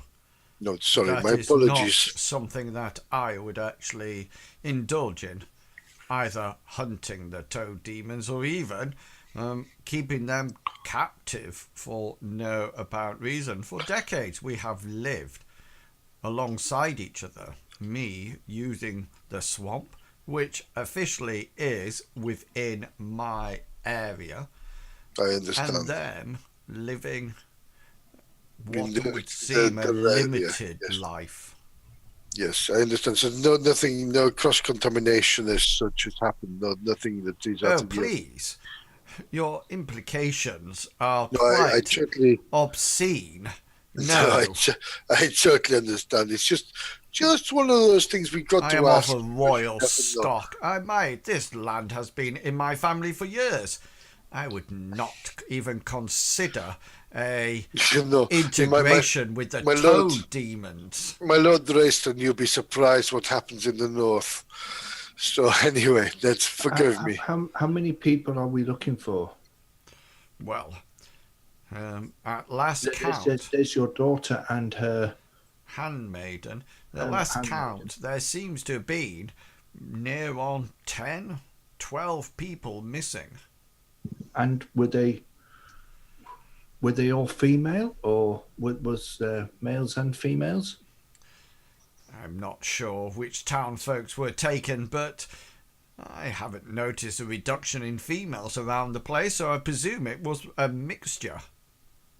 The swamps, are there any other dangers that we should be aware of? And could you maybe recommend somebody from the town who may be able to act as a guide for us to not to actually track down your daughter, but who might be able to keep us on the right path so that we don't wander into difficulties. You are obviously a person from the town. You have probably obviously spent the most of your life within a civilization, and this is why we have brought this person along. And he sort of like gestures to you, Hazra.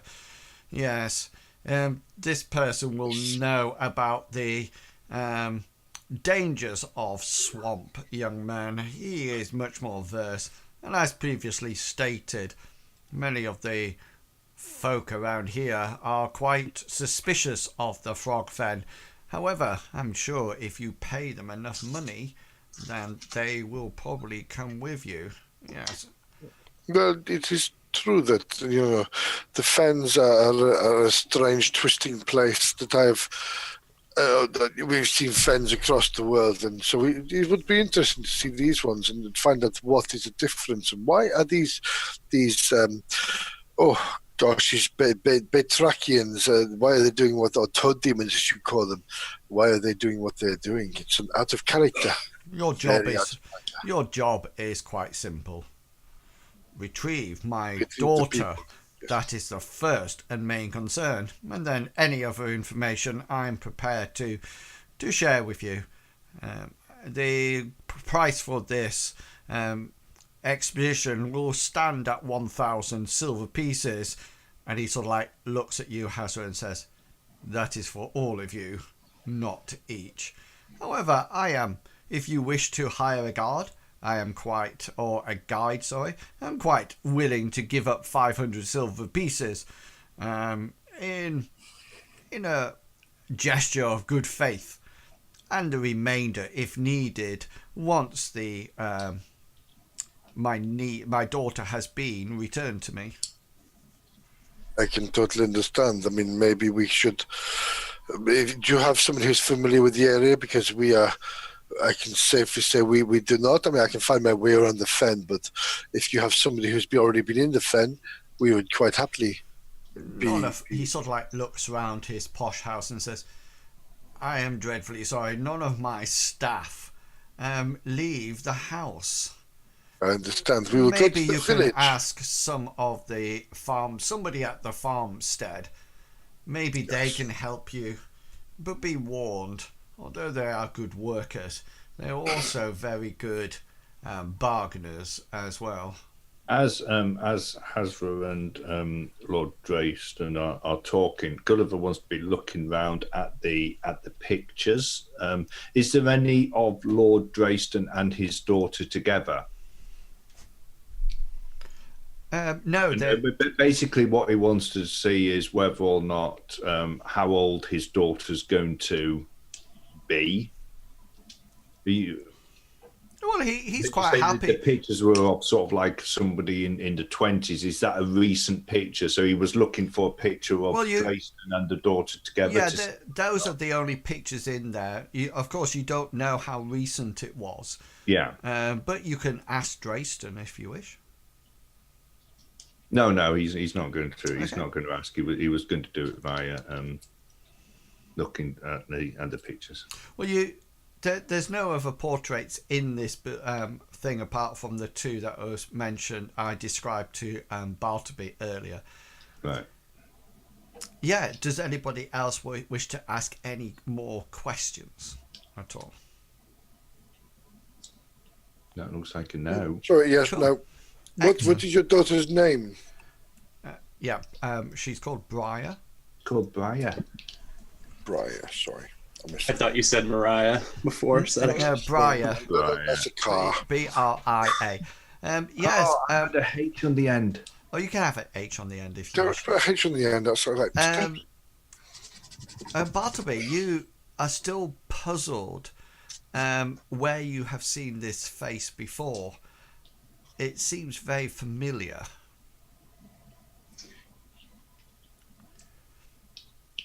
Not really sure what to do with that other than stand puzzled and stare at the painting and Okay. ponder where I would have met a girl like this. Well, you don't think you've met her in the church, which is your first sort of like feeling that you might have seen her in the church or around Lindo, but it doesn't seem to be that memory isn't sort of like returning to you, but she does look familiar. So is there anything that you would like to use from Lord Drayston's stocks and stores before you head off? It'll take you approximately 1 day to walk through down a road. The road is very well kept, and you will be passing a number of farmsteads along the way that you will be able to call in at and sort of like discuss information. If you imagine that the road goes down to the frog fens and the farmstead, the buildings are either side of the road, and then the land sort of like goes out behind them. So it's easy communication and traveling between these farmsteads, and to bring supplies back up, etc. And the land stretches beyond them. Probably, Angus will probably go for at least 2 sets of 14 days worth of rations, and an extra water bottle, and make sure he's got dry tinder and those sorts of things, because he knows from being on numerous campaigns that if you go into boggy ground, it could be hard to have light fires and that sort of stuff.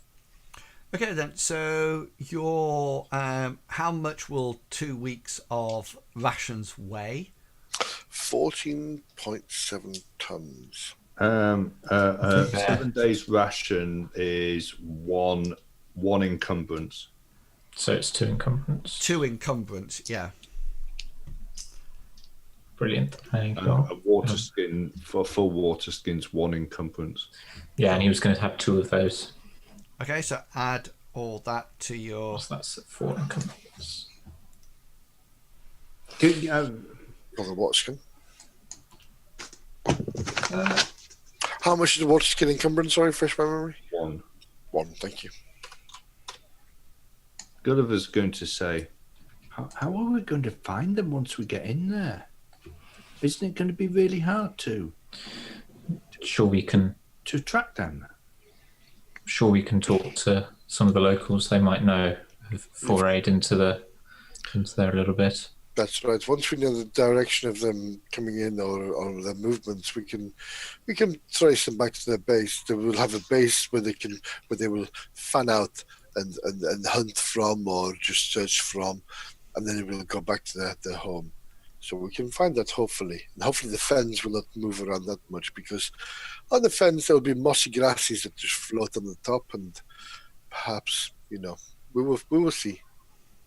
It seems strange that Lord Drayston would actually hire us, though. I mean, he obviously looks like he has a whole load of money. If he knew where they were, and he knew where their camp was, why not just hire a mercenary? Not even that, Gulliver. To be fair, if I was in Lord Dreyfus's like a chieftain of my tribe, and somebody took my daughter, nothing would stop me to send the army, all my men at arms, all my warriors to find my daughter, because she would be the most precious thing to me. So I'd send everybody to find her. So why hasn't? But he hasn't done that. No, he hasn't. That is worrying me too. I thought of this, but we shall see. We shall play Lord Drayston's game for now and find out what is happening, because there's something not right here. Why would the frog demons, as they call them, the Bay Thracians, why would they do this? Because they've not done it before. So something is out of synchronization with the order of what's in this area. So let us find out. Let us not go guns. Let us go swords drawn. Let's go with more of a. I don't have a sword. Don't you have a sword? Okay, that's unfortunate. But anyway, let's not go with weapons drawn. Let's go with open eyes instead.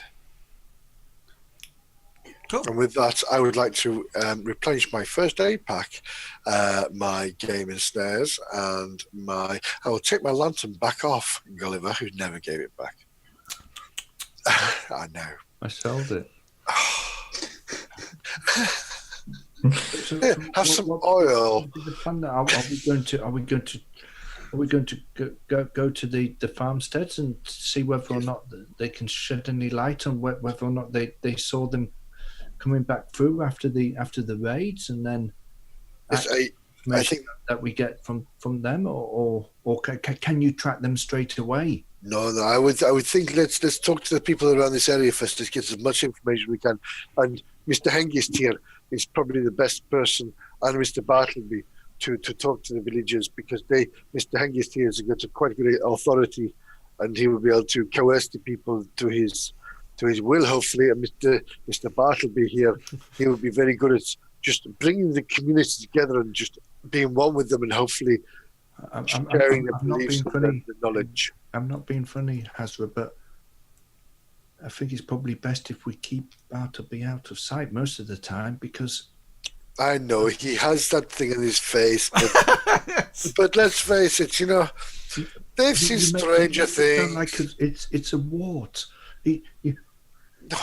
He's got a metal mask on. People will think that maybe he's got the plague or something even worse. No. What you should say is, like we used to do the village many years ago. Is if we had a traveller come through with any strange, we'd say he's on a pilgrimage or a quest, when he can't show his identity because he's a nobleman from another region, and he's hiding his identity so he doesn't reveal who he is.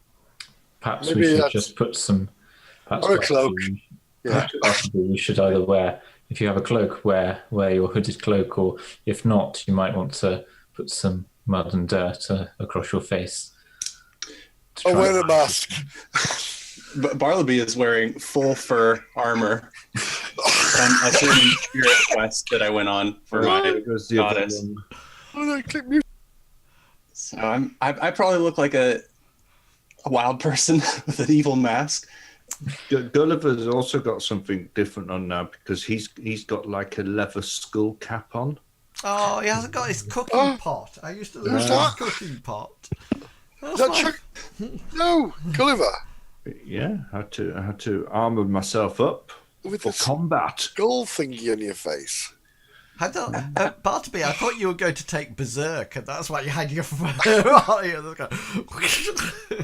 Amaryl had a different thing in mind for me when I went on my quest to get your quest, Although you did have combat last time. I do believe that you hit with a dagger. Yeah, I hit with a dagger, but that was it.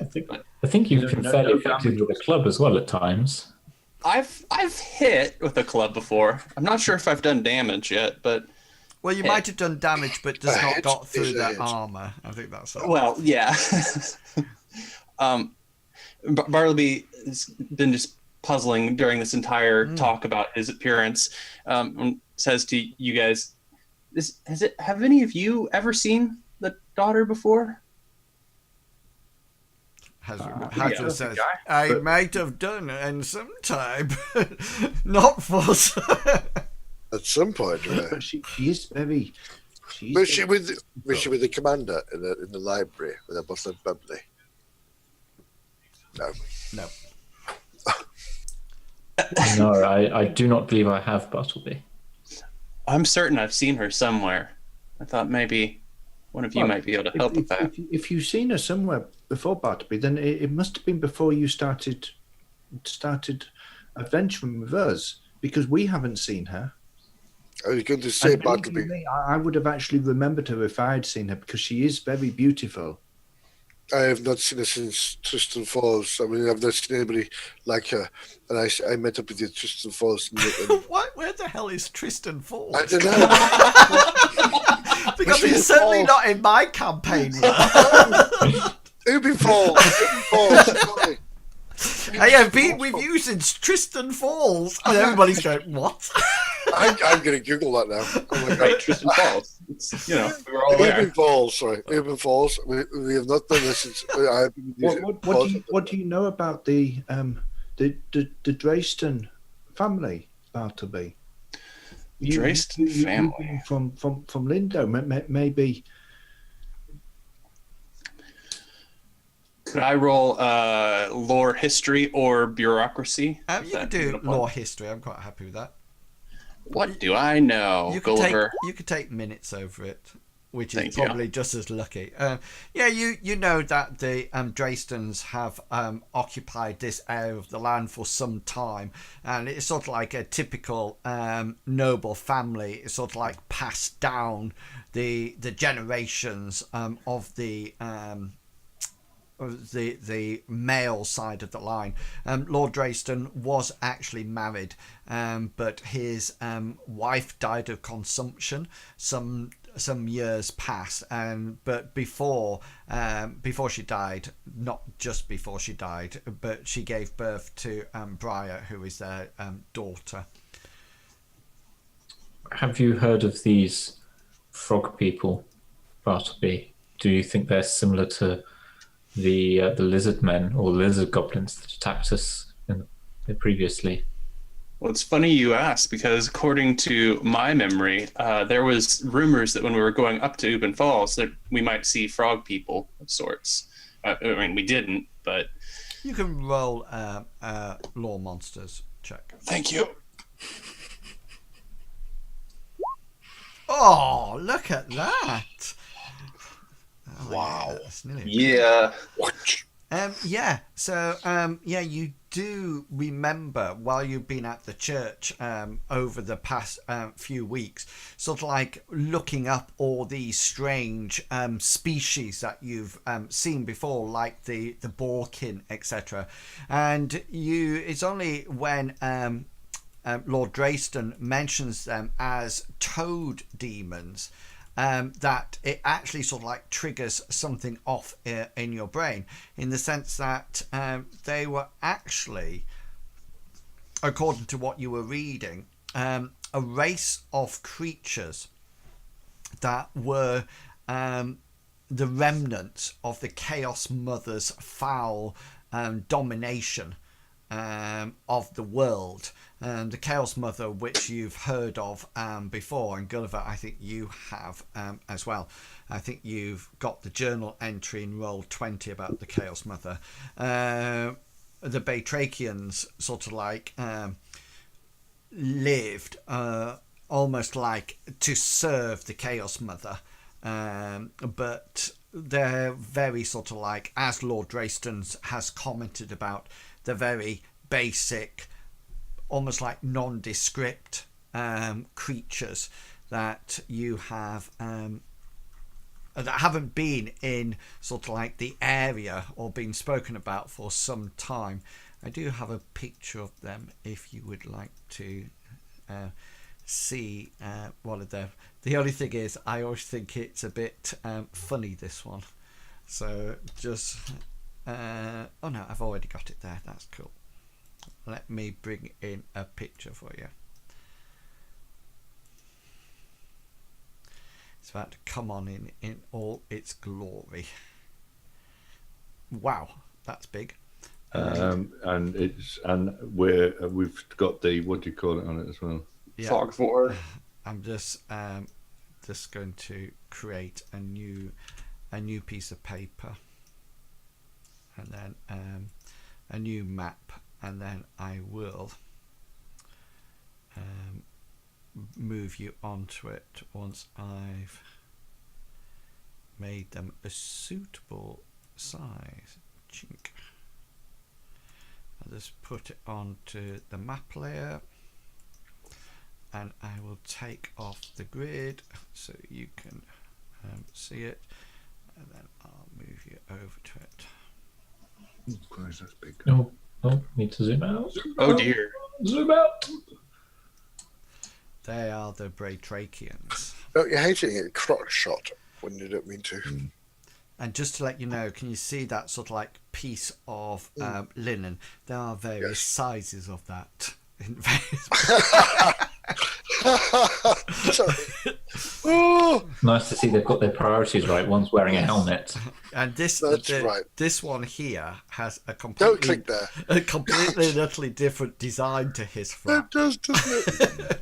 And this one here hasn't seen his flap for some time because No, it's, but that's a bonus of saving on material, isn't it? yeah. It looks like they've all got moods as well. And can I just say, these are little belt sacks, nothing else. No, I don't worry. Don't worry, in Wills. Yeah. Only one of us in this four have got a dirty mind, and that's Busby. There's a bit of a man boob problem going on at the back. I think all of them have got that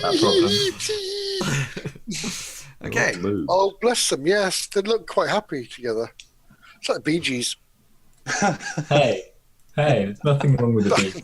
Okay. Longshanks's favourite. Yeah. How dare you? I'm sorry they're still alive. Some of them. Do you wish to take up the Lord Dreston's, Dreyston's President. offer of 500 silver pieces before you go?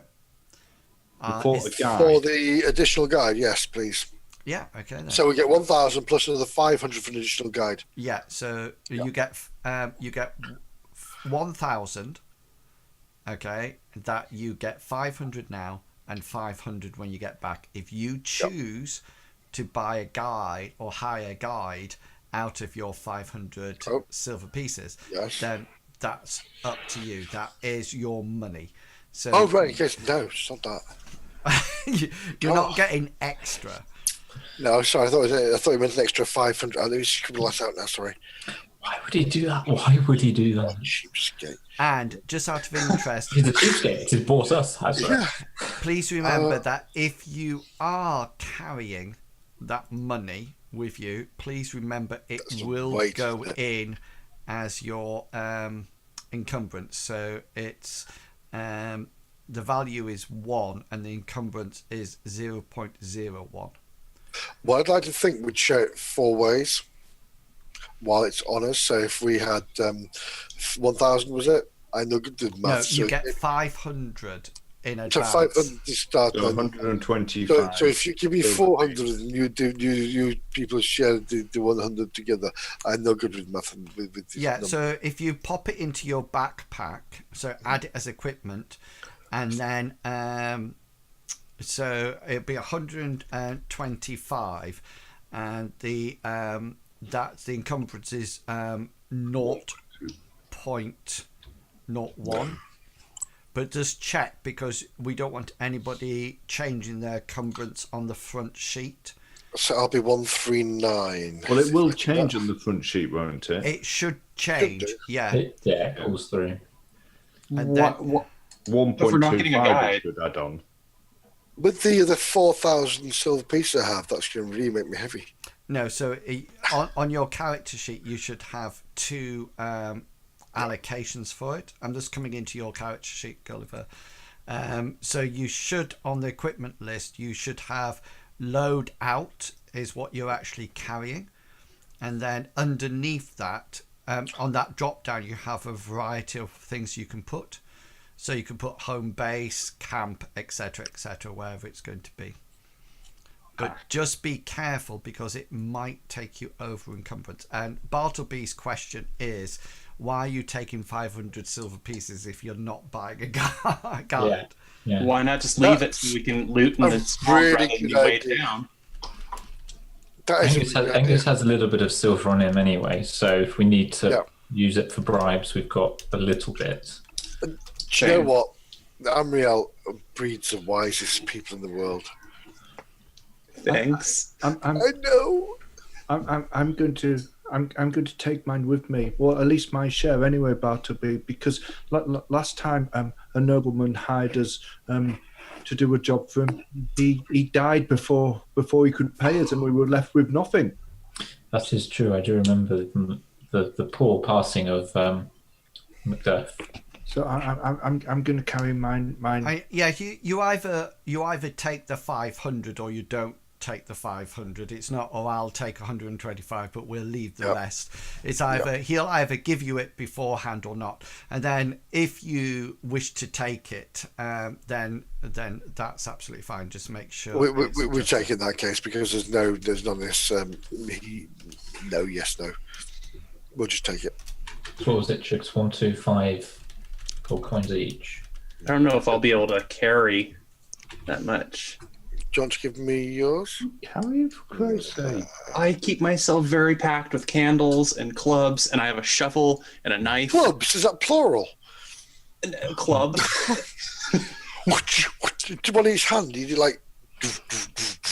I've got my musical lute. My main concern is who else was taken from. Is your money on? I'm checking it now. I guess I'm not over encumbered, but I'm pretty well as close as possible. You are, yeah. You're very close. I feel we can trust this guy. It's 14 encumbrance, so you should be all right. If you're heavy, give me something to carry. I'll take it with me. Well, let's. I'll have a look at it in between games rather than going through it now. But we will assume that you are carrying the silver pieces, and if somebody can't carry it all, then it's been split up between you. Okay, so you sort of like leave on foot the next day, and after spending quite a pleasant night in the posh house of Lord Drayston, and you start heading down towards the Frog Fen, and you notice that the roads are quite decent as you walk down, and there's some carriages or wagons going backwards and forwards, and the townsfolk or the farmers, the peasants are quite sort of like polite to you all, and sort of like, say morning sirs, like that, and they also make sure that they get off the path for you to actually go down. You do notice that there's quite lush fields growing with some kind of grain on either side of the road next to the farmsteads, and it looks like the whole area is very fertile. It doesn't look like it's not sort of like bare or scarce. It's quite lush in a lot of places. You do also notice that there's some cattle in some of the fields as well, but as you get closer and closer to the Frog Fen, you notice that the farmsteads tend to have signs of almost like battering or burning, and you notice that the closer you get, the fields haven't been destroyed, nothing's been burnt, but it looks like fences have been knocked down and doors have been sort of like broken and shutters and things like that. So you probably got what appears to be 5 more houses or farmsteads before the actual swamp. Is the plan to sort of like visit any of these or talk to people on the road, or just head straight down there?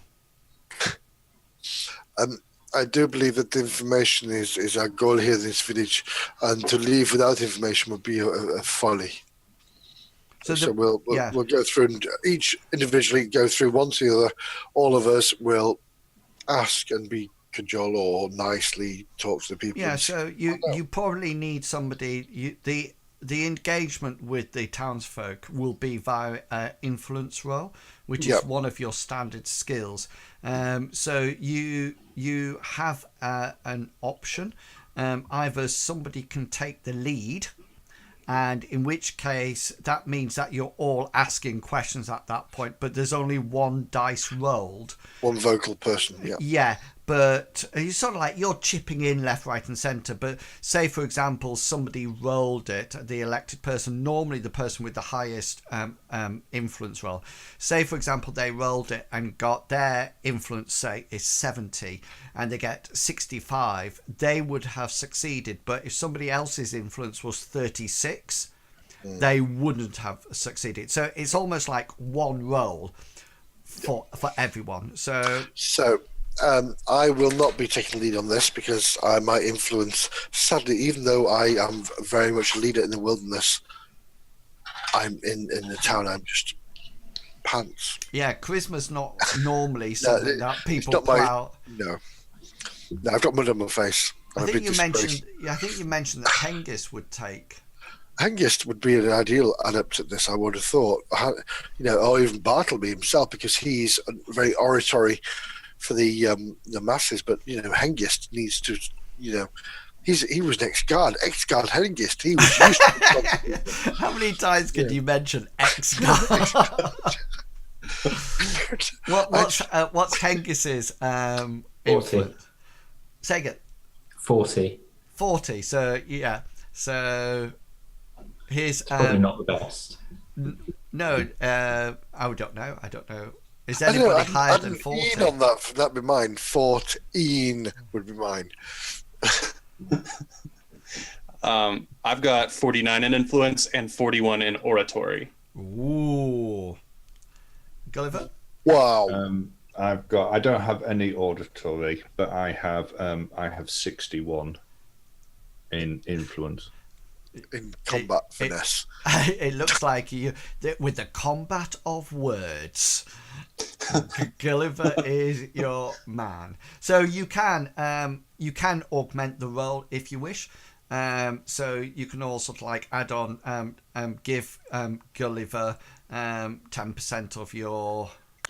Before we actually go and engage in conversation with them, we're going to stop at the on the outskirts of the first homestead, and just. Is this the first one of the 5? Yes, and just have a quick discussion of what information we are going to be trying to find out and what questions to ask.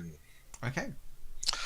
Well, the first thing, my friend Gulliver, we should find out is which direction these creatures have been coming from, and what have they been like in the past? Attacking is unusual for them. So why are they doing it now? Is anything strange happened? Are the villagers what are they doing differently? If they are not, and if they have lost anything in particular from this village, and maybe if they can help us in any way to find out where these the Beartrackians are coming from.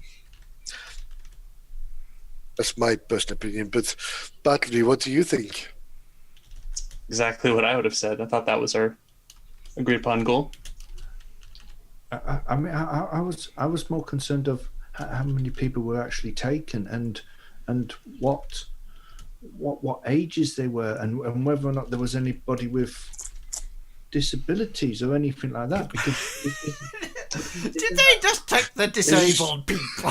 Is this for like wheelchair access? Or? How quickly it's going to take us to get back with them, and how much food we're going to need to take. I understand your. Because, I mean, if we go out with what we got now and we find them and say we get 3 days out and then we find another 10 people and then we don't have enough food for everybody to get back, and That's I understand what you're saying, but to be honest, Gulliver, sorry, Hengist, you're more. This is more your expertise, because you are used to doing marches with your guard in the wilderness with rations. yes, that's why I took extra rations and water. But you're right. We do need to know how many people have left and at least rough ages and how they were, what their levels of health were before they were taken.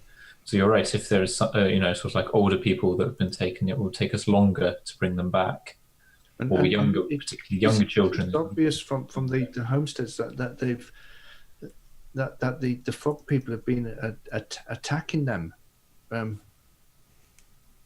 Yes, that much is clear. Looks like they've. I mean, it could be worth us knowing what they've actually been trying to get.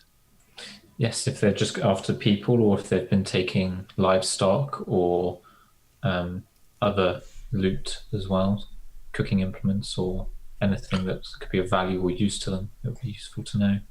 Has anybody ever thought these creatures may be taking people to learn from, because they have probably reached a point in the evolution that they cannot do anymore, and they are just taking people just to learn from them? Perhaps, I don't know. More likely, they're taking them for slaves or Or food. Sacrifice. yes, possibly. Did anything seem strange with Lord Dreyston? I mean, could he have been doing something? Maybe he's already been contacted by the frog people. Maybe they're holding his daughter to ransom. It didn't seem. Maybe that's why he hasn't hired an army to go back and to get her. Well, this is my thought, because he didn't seem overly concerned about. I say this lightly, of course, but about his daughter. His daughter was like a second thought to him, in a sense, because he was like, these frog, these Betrakians were encroaching on his land, and oh yes, they took my daughter, whereas and they took some villagers too. It just seemed a little bit no urgency. Do you understand what I'm saying? There's no urgency in what he was saying. There's no, oh, they've taken my daughter. Quick, go. Well, I think we talk to the villagers and find out.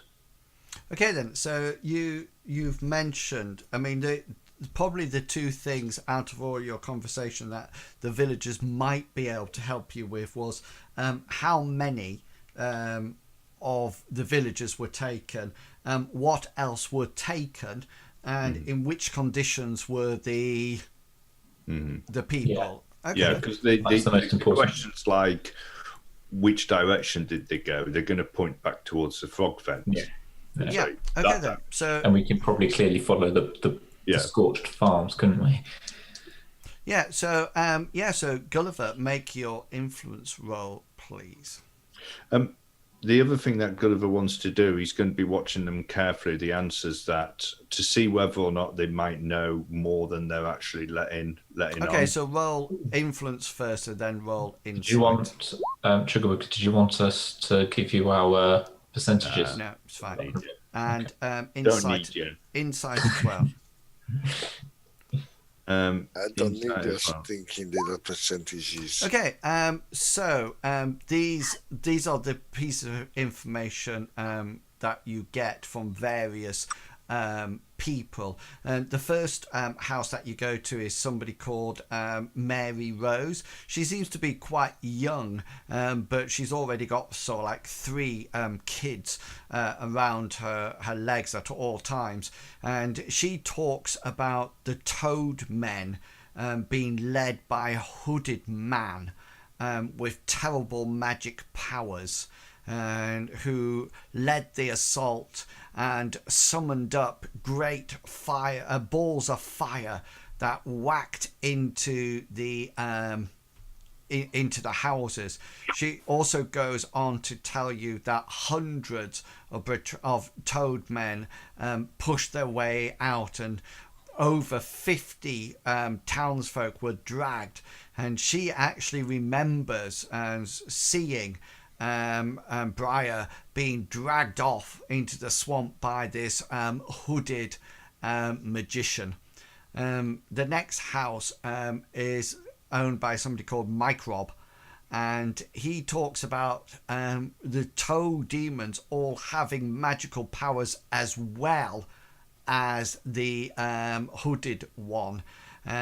He saw them beat down strong men to the ground, and they seemed to shiver and stagger without any contact and were left helpless to even defend themselves.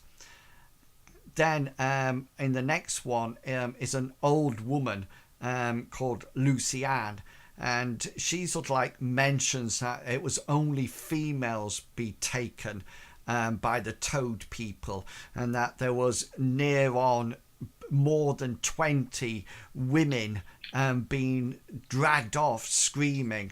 And she's been on this homestead a while. She remembers the first toad men or toad people attacks, and she sort of like says that she knows that the women are being dragged off for unnatural breeding rights, and that they're obviously trying to create a new race of dark-souled demons.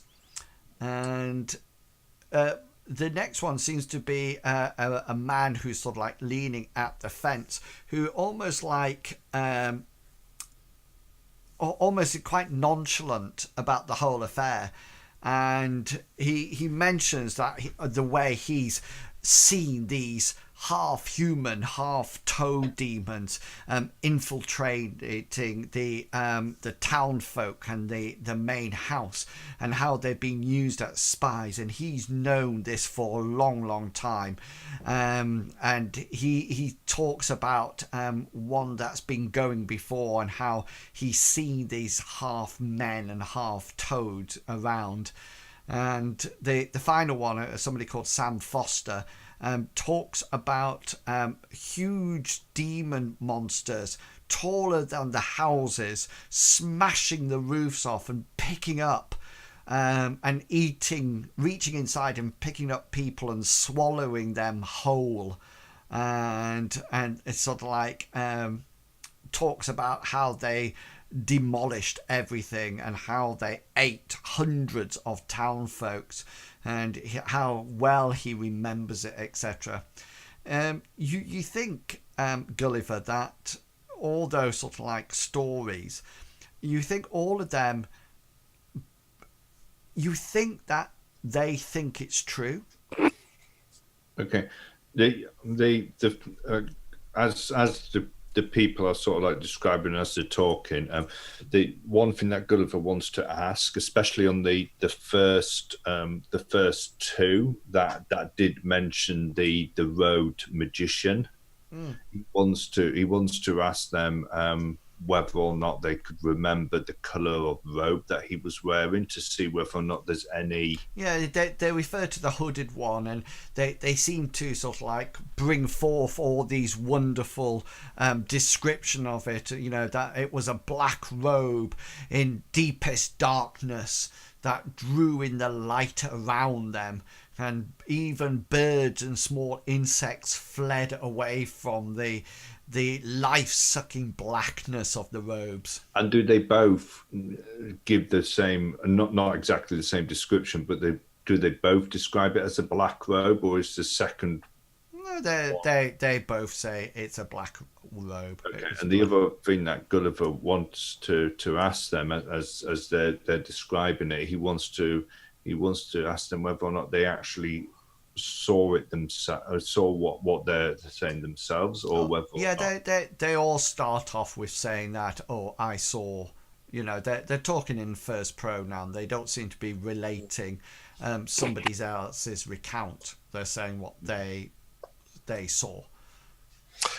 Can I ask Mary Rose and Sam Foster how many people live in the village? Well, yeah. I mean, it's you. General question. How many people live here? Yeah, you Oh, probably got that from Lord Drayston, because it's a massive area of land. Oh, right. There's not just sort of like 5 farmsteads. These are the 5 farmsteads sort of like close to the Frog Fen that you notice that this is where. So it's not just 100 people taken away from this area; it's 100 people from the whole area. Yeah, I mean, you know, if you, I think when you were back up at the house, if you had asked Lord Drayston for things like records or how many people, you would be able to get this. Yeah. But these people are just sort of like townsfolk. They probably can't count past 8 cows in any case. How do they know that hundreds of people are taken then? Hundreds and hundreds of people taken by these frog things. It's like anything else. Is it 1, 2, or 3 many? As the story gets told more and more times, common. We used to do it in the orphanage. It's a common thing everywhere. Hazra, people exaggerate and. As the story gets bigger and bolder, than there's dragons in the story. Exactly. I understand. Yes. Sorry. And people's recollections are always they remember events differently, even if the same thing happens to more than one person. Each person remember differently and look at different things. So you can always. It's like townsfolk always confuse me. That's why I really respect what you do as an ex-guardsman. The fact that you know the townspeople, you know how they think. So thank you. So it's interesting that more than one person mentioned a rogue wizard. So we can. That's probably. But the interesting thing was that the description of the robes that they gave were identical. It was very interesting. You notice as you're talking about things and moving further down to the Frog Fen, you notice that the well-kept fields on either side appear to abruptly end in a line of what appears to be twisted willows and alder trees. There's limp grasses and what appears to be slippery, almost like black mud that seems to be oozing out of various small pools around the place. Even at a distance, as you get closer and closer, you start to smell the Frog Fen before you actually arrive into it. It's that odour of rot and sickness that you smell, that almost like that sweetness. As you get closer and closer, you realise that the overhead canopy sort of like makes inside dusk light. You don't need torches or anything, but it's not as bright as what it was.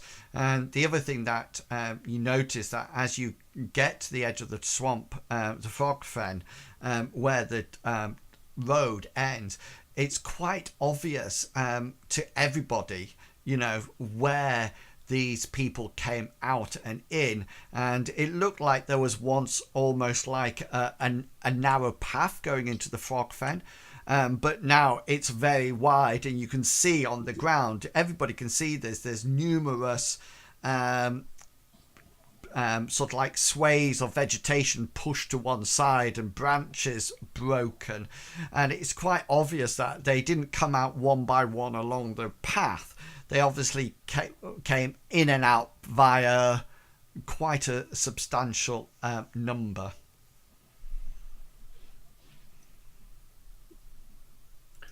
Sorry, I was muted. So I'd like to use, seeing where this is broken, could I take a rough estimate of what the numbers are by using just looking at the floor and seeing the footfall and the width of the breakage through the foliage and the way they've come charging up, and see if I can estimate how many people, how many frogmen? By all means. That would be my tracking. It certainly will be. Please. Yeah, you think there's somewhere between 10, 20 frog people. And do the tracks go back into the foliage, and are they carrying, or are they dragging anything behind them, or? It looks like that there was a mixture, but it definitely goes into the frog fen. Back, so into the village and back into the frog fen. Mm. Right. Yes. Okay. And is there any signs of human footprints on the way back in? Which is a silly question because I'm sure people are actually walking there in the first place.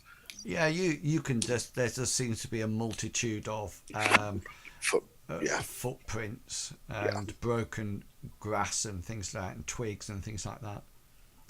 Yeah.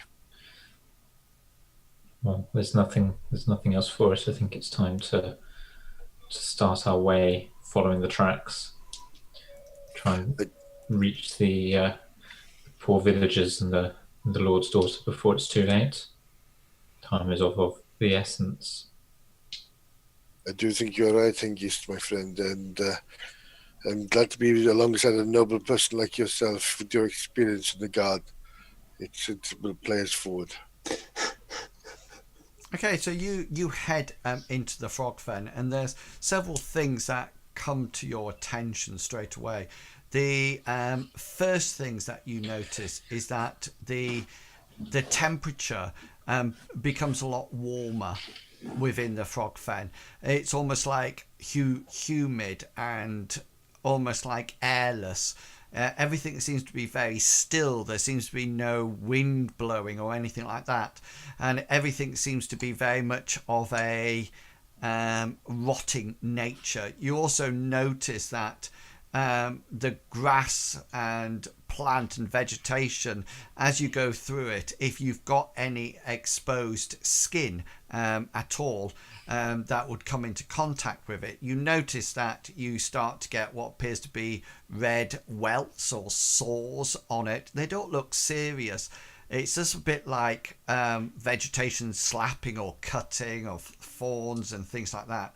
You also notice that the black stinky mud starts to almost like suck eagerly or greedily at your boots, and it's almost as if the whole swamp, the whole frog fen, is trying to slow you down and try to sort of like make you go almost at a snail's pace. After a few 10-15 meters in, you suddenly notice, Hazra, that the tracks seem to dissipate, and it suddenly becomes a lot less obvious for you to follow them. So you have they been following a genuine straight line, or have they been going zigzagging through? It looks as if if you roll your tracking skill now, sure. And I'll tell you.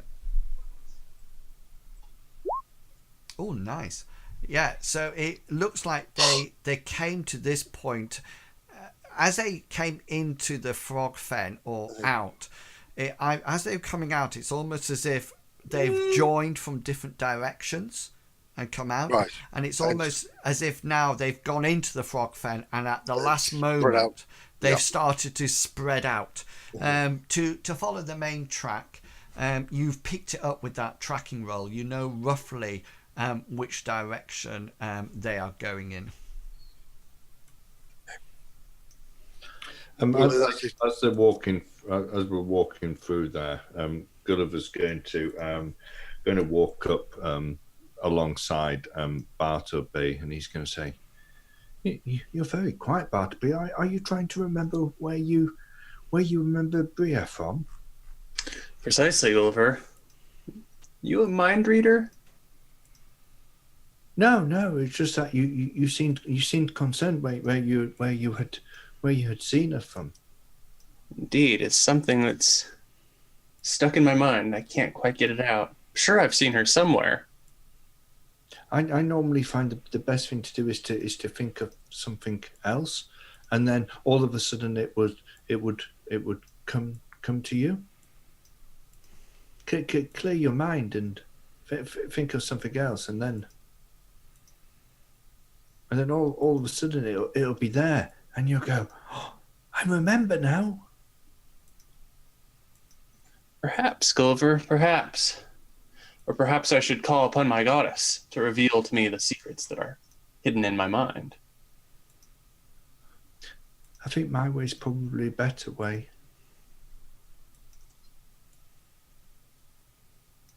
Possibly. You all should have your tokens now. Gulliver's just walking alongside Barbie. Yeah. Thanks. Thanks. Bartleby will give a good try at the clearing his mind out to humor Gulliver's friendly advice. And clear his mind and see if the answers jump into his skull at some point. Oh, there's Hengist right in between us. Yeah. Hengist, what? What? It's sort of like you were sort of like barging your way in between there. Well, I was going to say Angus is going to probably be picking up the rear, so we've got a fighter at the front and a fighter at the back for the moment. Hazra will look back at as the was group. tracking. Yeah, well, Hazra will look back at the group and go, "Screw you guys!" He's off. No, he's not. Sorry. Yes, if Hengist is best to bring at the rear because definitely. So the plan is to follow the tracks. I take it as Sproiler rated my Far as we stream with can. 13 viewers. Yes, It's a host. Until we lose them in the marsh or find them. Yes, if we follow the main contingent of tracks that follow that I've found here, then we can follow them hopefully back to the main base. But we will see. It's difficult. This is moving land. The fens do move around because there's some solid ground, there's some loose ground that just floats. Have we seen any signs that civilization might be encroaching onto the fens? Oh no! As if as Lord Dreyston might have been, Well, only the information that I gave you previously, that all of a sudden there's definitely a marked change, as if there's a barrier. Well, not a barrier. It just looks like there's a complete change of vegetation. Yeah, it goes from lush to mossy and rotten. Does anybody have like a farming skill of anything similar to that? Gosh, I wish. No. Okay then. Yeah. So it just sort of like ends. Right. Yeah, I was meaning like it doesn't look like he's tried to start doing a path through it. Or... I was going to say, I asked that earlier to him. It's almost cutting into their land or chopping down trees or whatever. But no. The only access point that you can see, Gulliver, going into the swamp is the access point that you came in at. That was quite wide. Okay. Right, so I will.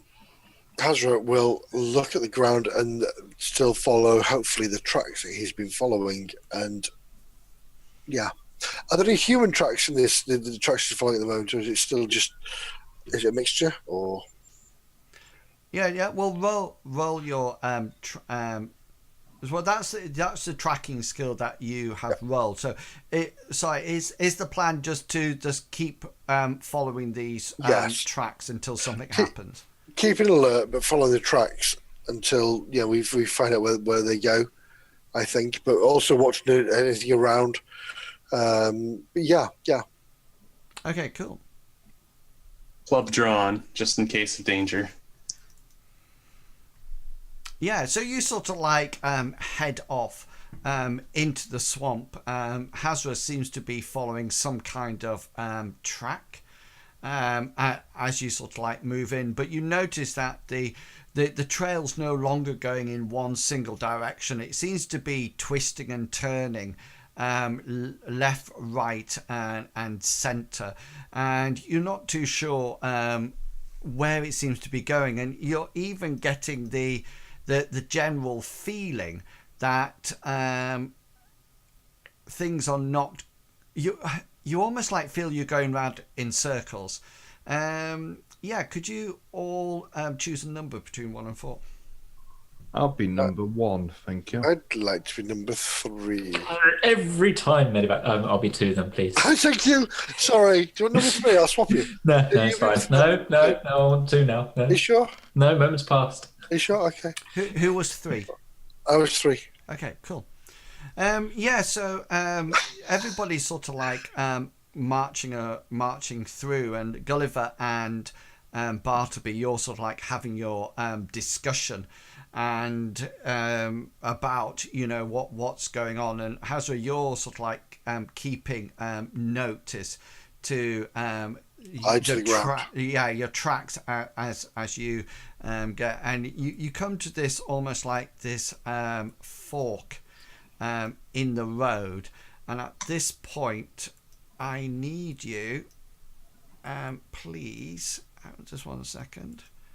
In a second I'll need you to roll initiatives, but don't do it yet. So all of a sudden you notice that and Bartleby and Gulliver, you actually see this, that Hazra is walking along and he's sort of like keeping an eye out on the tracks and following the tracks, when all of a sudden you notice that the ground to his left seems to open up, and it's almost like a cap was on something, and something opens up, and what appears to be some kind of white substance shoots out and hits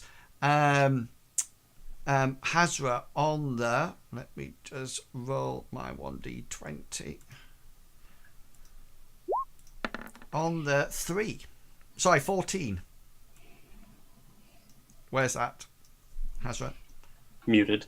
It's You going should to tell me, be but I don't tell you, I'm going to mute right myself all arm. night. Yeah, Right arm. Yeah, so we'll say it's your left arm, just because Left or right? Oh, it does- okay, my left. yeah, just because it fits more into rather the Oh, I see. yeah. Yeah. And it's still your arm, and it sort of like comes out, and all of a sudden, Hazra, you feel yourself jerked to one side. Could you make for me, please, a brawn roll? I certainly can use my worst skill ever. It's not a problem. Here we go. Yeah, and you sort of like Gulliver and Bartleby, you see this white substance come shooting out and whack onto Hazra's arm, and he sort of like looks down with it, and all of a sudden it gets yanked, and you notice that Hazra sort of like flies off his feet, No! and you suddenly And you know it's white substance because of my black arm. is it on your black arm? It is on my black arm, my cool. left black arm. Let me just put this on. Let me just pop it like that so you have an idea. It looks very much like some kind of spider has sort of like lifted its lid of what appears to be a like a trap door, which probably gives it away. Is it a trapdoor spider? Yeah, it certainly looks at it, and Backspace, don't you open that trap door? as Hazra is now prone on the ground and being dragged towards it. So let's have some initiative, please, gentlemen.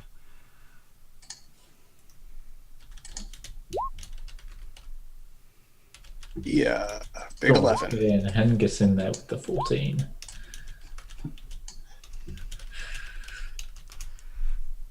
Right, so let me just roll mine.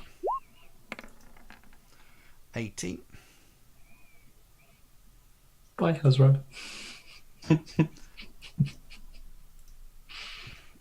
Food for the baby. Food.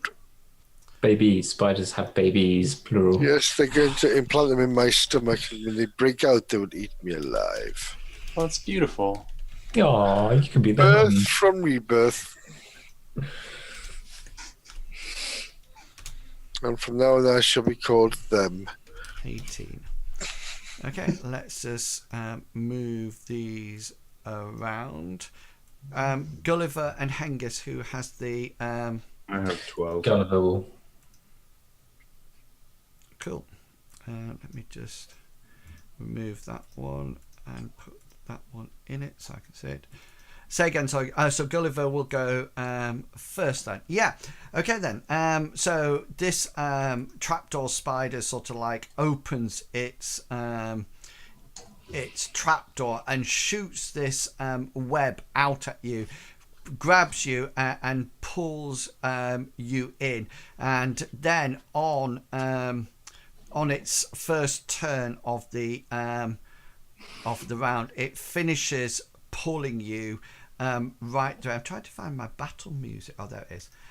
It finishes pulling you into its grasp. You can see, Hazra, as you're coming towards it, that it's got like what appears to be fangs attached to it, and that seem to be Beckoning me forward. Yeah. Just before you do anything, can you just make another brawn roll for me, please? I certainly can. I should have invested in this one. Yeah, and as it used- pulls you on No the problem. last one, your spear flies from your hand and sort of like That's lands. what I was going. Sorry, Yeah. I'm not going to use a point of luck. I should have said it faster. Okay. Yeah, and it sort of like comes in and sort of like you're doing that classic thing that you try to press against the soil as it's pulling you closer to closer, and you just got this black sludge. Yeah, so it's you are at its mouth at the end of its round. So that was like a movement for him, for the spider. Hazrat, you're up. Yes, I would like to, at its mouth, backflip over its body and then strangulate it with its own. No. Do you want to do an action to try to stand up? I wanted to thrust my spear before he took it off me ahead of me. But anyway, right, okay, let's put this out. Okay, I would like to take. Do you want some options?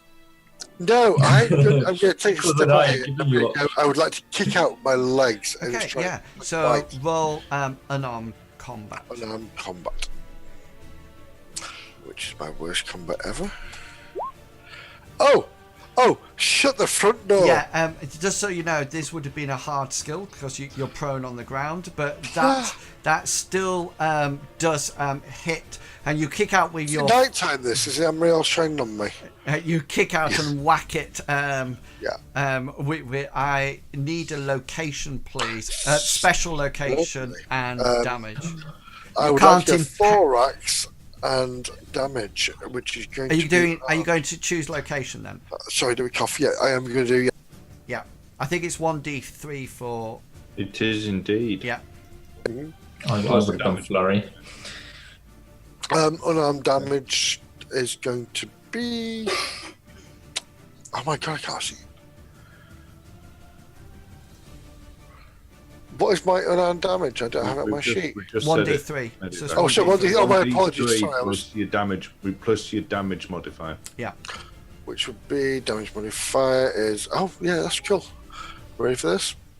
Yes. 1d3. Bartleby Sorry. giving moral support. Yes, go for it. This It's is all the right. wrong Roll. deities. Oh, are we One. nearly there? D3. Here we come. Here we come.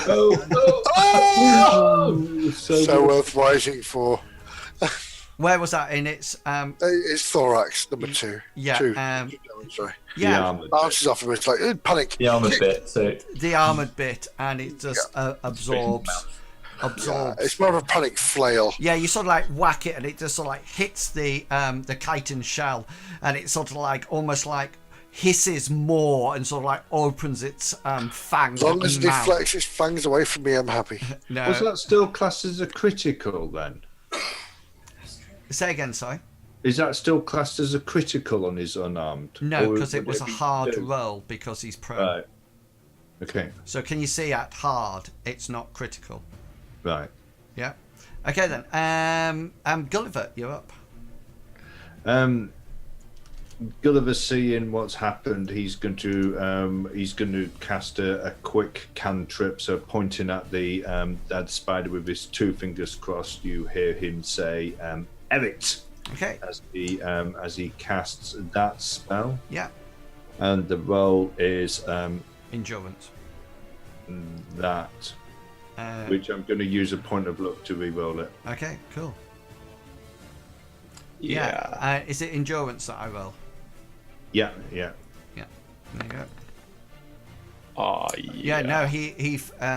The spider fails, so it will take 1 level of fatigue. Okay. Cool. And Hengist, you're up. Is the distance accurate? Hang on. What I just need to do, sorry, is I haven't taken it down to that. Right, it should be now. Is the distances as it is in Wills? Because I'm trying to work out if I can get He's them in one move or not. just changed it so that Oh, it's in thing. If you yeah. do it again, it'll be Brilliant, thank you. Thank you, Chubbs. Yeah. So Hengist is going to run into combat. And as he passes Gully and Bartleby, you see his new shield flapping away on his backpack. Okay, Bartleby, you're up. Bartleby to the rescue. I'm gonna move once I figure out how to move my mouse up towards so that I can touch Hazra. Okay, so that'll be your movement. Okay then. So this is coming into turn 2, and this is the attack on you, Hazra. Certainly.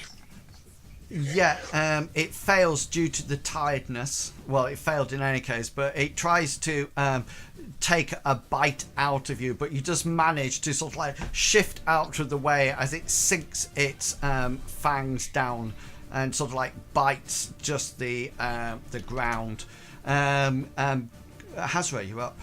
Yeah, so I like to think that as I'm kicking at it, it tries to bite me, and I'm trying to reach my spear, which I can't reach because it's gone, and then I'll kick again Okay, in the cool, hope yeah. of doing some damage to its mouth Yes. or So around just there. remember it's a hard roll because you're prone. Yeah. Yep, not a problem. Well, this is a problem, but yeah. Yep. Yep. You don't, do you want to look it? No. No, It's a no, miss. no. No. Okay, yeah, It's a Gulliver. problem with this. Gulliver, you're up. Gulliver's going to spend the next combat turn taking out the magical disc that he uses to cast some of his sorcery spells through, which is kept within his tunic. Yeah, cool. Hengist, you're there. Hengist has now arrived. He's going to draw his sword. Okay. And Bartleby, spell casting. Oh yes, that's exactly what I was going to do. I'm going to call upon my goddess to fill Azra with might. Cool. Yeah, and this is my roll. Can I luck it to re-roll? Yes, by all means. This is Big money. Change it. Yes, yeah. So you technically now Couldn't you just add my power to your brawn roll? Oh, Just my instead of your life. strength. So what is I've got a good one for this one. There you go. Oh, good. You've now got might attached to you. So what is your power? 14. 14, did you say? Yes. Yeah, so you will add 14 to any brawn rolls that you do. So you're now concentrating. You're not concentrating. How long does it last for? Minutes. Oh wait, didn't I say? Yeah, it doesn't say that. It's a folk magic spell, so it's the Wait, no. It's the scene. Length Yeah. of the combat. Okay. Yeah. So let's just Hazard, this the Hengist arrived there, Bartleby arrived there. You tried to kick out at this. The spider tried to hit you. You kicked out of it, but missed. You both sort of like went in opposite directions. You could see Hengist next to you, who arrived and is now drawing his weapon. Bartleby kneels down next to you and sort of like casts a spell by touching you, and you feel the power of Amriel sort of like invoking itself into your it's a familiar feeling. Yeah, into muscles, and you suddenly feel a lot stronger. And then we're on to turn 3, and Spider goes first.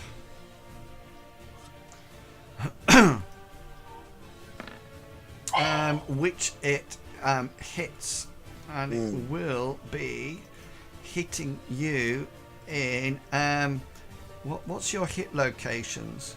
I have 1 to 3, 4 to 6, 7 to 9. Okay, so what 20 is the one's legs? is indeed left leg. Yeah, so what I'll do 1 to what's 10? Oh, I see. All right, I so we're saying 10 is chest, and the start of my chest is 10. So anything 9 and below is abdomen, leg. Okay, leg. so what I'll do is 1 to 10. I'll just roll a 10-sided dice to see where it hits, because it probably wouldn't be able to get your head. 2, that'll be one of your legs, won't it? That is my left arm. No, I'm joking. It's my left leg. Right leg. Sorry, right leg. So this right leg. Sorry. Right leg. So the fangs this time sort of like clump down onto you, and let me just do some damage. 6 points of damage. It'll go off your armor first, so you've got any armor. Not a problem. So you'll find that Hazra's leg is now seeping badly. It's not minus, not minus. It's still positive, but it's like, so you've got it's had a fair chunk taken out of the material of his armor. Yeah. So can you tell me, please, what your endurance is? 71. The 71. Okay. Yeah, you feel the toxin sort of like seep into your legs as the fangs sort of like penetrated, and there's almost like a warm tingling feeling in your leg, as you're very familiar with things, and you know that it's sort of like obviously sinking its poison into you. Okay.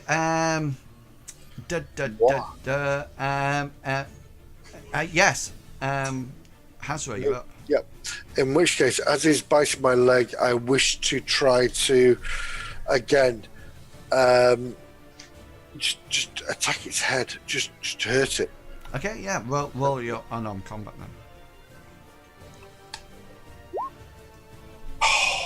Could I use a point of luck, knowing that Amriel's power? Yeah, you certainly can, which should take down. I wish to reverse it, please. Yeah. Yes, So you'll have 1 special and then damage. Yeah.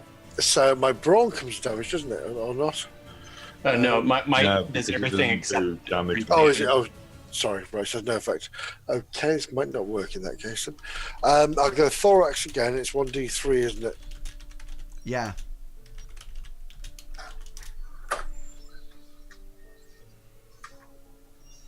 Oh, he's typing. Oh. You don't type 1d3. He's still typing. No, he stopped. No. There we Yeah. There we go. Don't do that. Gets absorbed by its armor. Where was that? Sorry. A thorax. Thorax. Shoot a chop. Yeah, it gets absorbed by its armor. Where's my spear? Yeah. So Gulliver, you're up. If you've got any actions left. Yeah. So Gulliver has started to cast a spell. How many turns? 2. 2. Okay. I put on the combat tracker S1, S2, S3. Can you see? So I know how far through you are. Yeah, cool. And Hengist, do you have a third action? Yes, Hengist does, and Hengist is going to attack this giant spider that is eating his associate. No, I don't. Yeah, you sort of like. Do you wish to use a point of luck? No. No. Okay, so you sort of like try to hit the spider and way off Bartleby.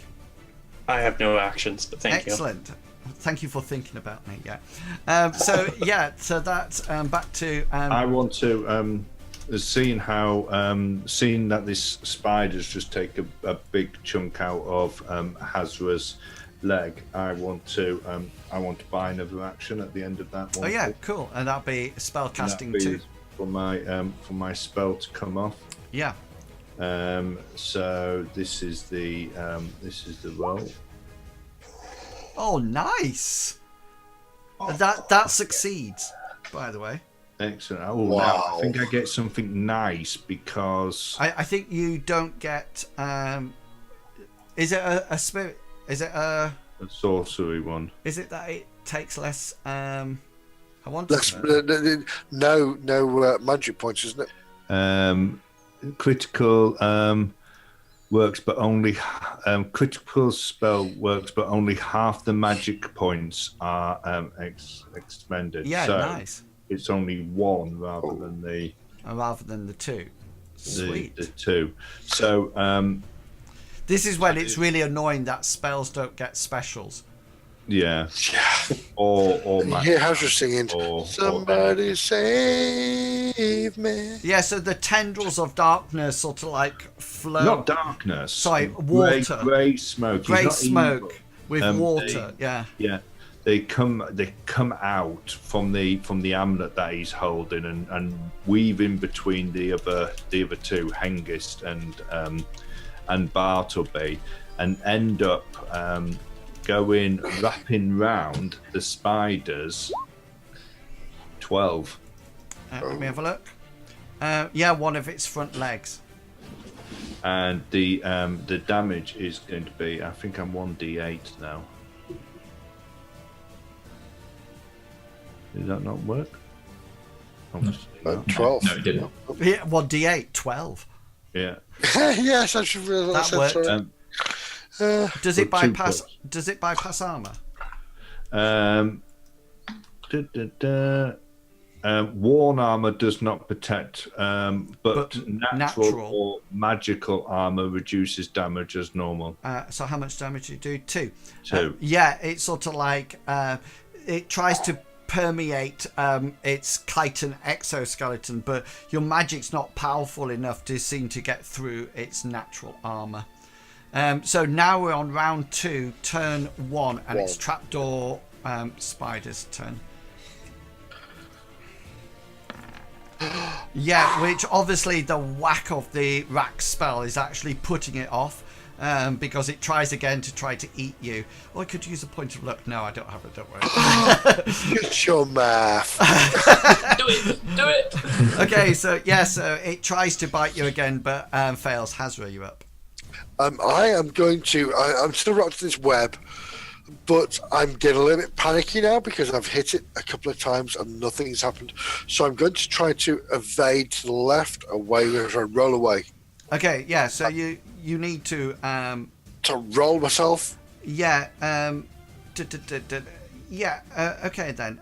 Evade away. I was just thinking whether or not this item is still stuck to you that pulled you in. Well, it will be, but I'm hoping that if I roll, Yes. So in which one way, case, it'll drag it around. yeah, this but web. I'm thinking probably brawn is a better roll because you're trying to drag it away. And I think hate you in Wills. I hate you. And you've got extra rolls. but don't you get the might spell as well? Oh, I do. Sorry, yes, which is a plus 14, I think. 14. Right, so I need to So get. just put it in your temp at 14 That's right. Thank you. and then roll it. See So whether or that's not the strength 14. of Amriel. Come on, Amriel. I will close my eyes and just twist Oh, she is with you. Absolutely awesome. Okay, so you sort of like this time feeling the might of Amriel sort of like flow through you. You plant both booted feet on either side of the spider, and you just sort of like push as hard as you can. Possibly can. And you manage to move yourself. You see the web that was attached to your arm snap off. You're still prone on the ground, but I'm away. You're out of combat range from it. Gulliver, you're up. So from behind everybody else, they hear sort of like Gulliver's incantation, sort of like getting louder as he thrusts out his hand with this smoke still up, and he channels more power through it. So it's the same location. Yeah, but more. And it's going to be doing 7. Ooh, that was its right foreleg, wasn't it? It was its. It was its 12. Sorry, left foreleg. 7. Okay. I need to. That's caused a serious wound in its leg, because it's knocked it down to 0 points.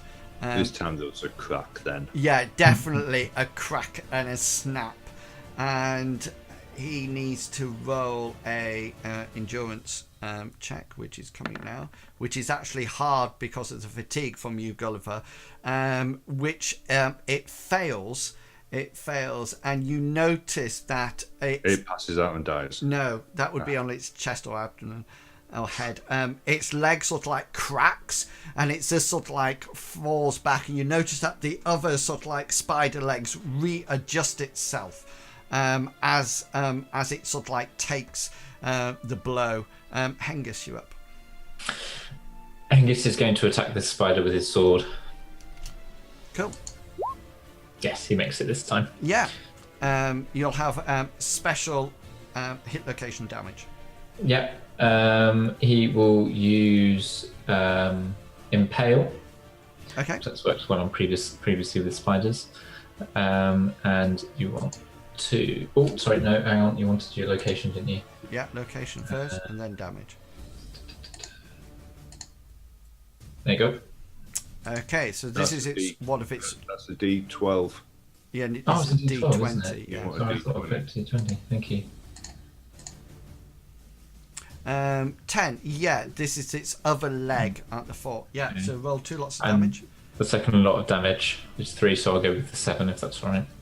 Unless you want You- me to re-roll it. I want you to re-roll it because it's special hit location damage. 3 it is. So I take 3.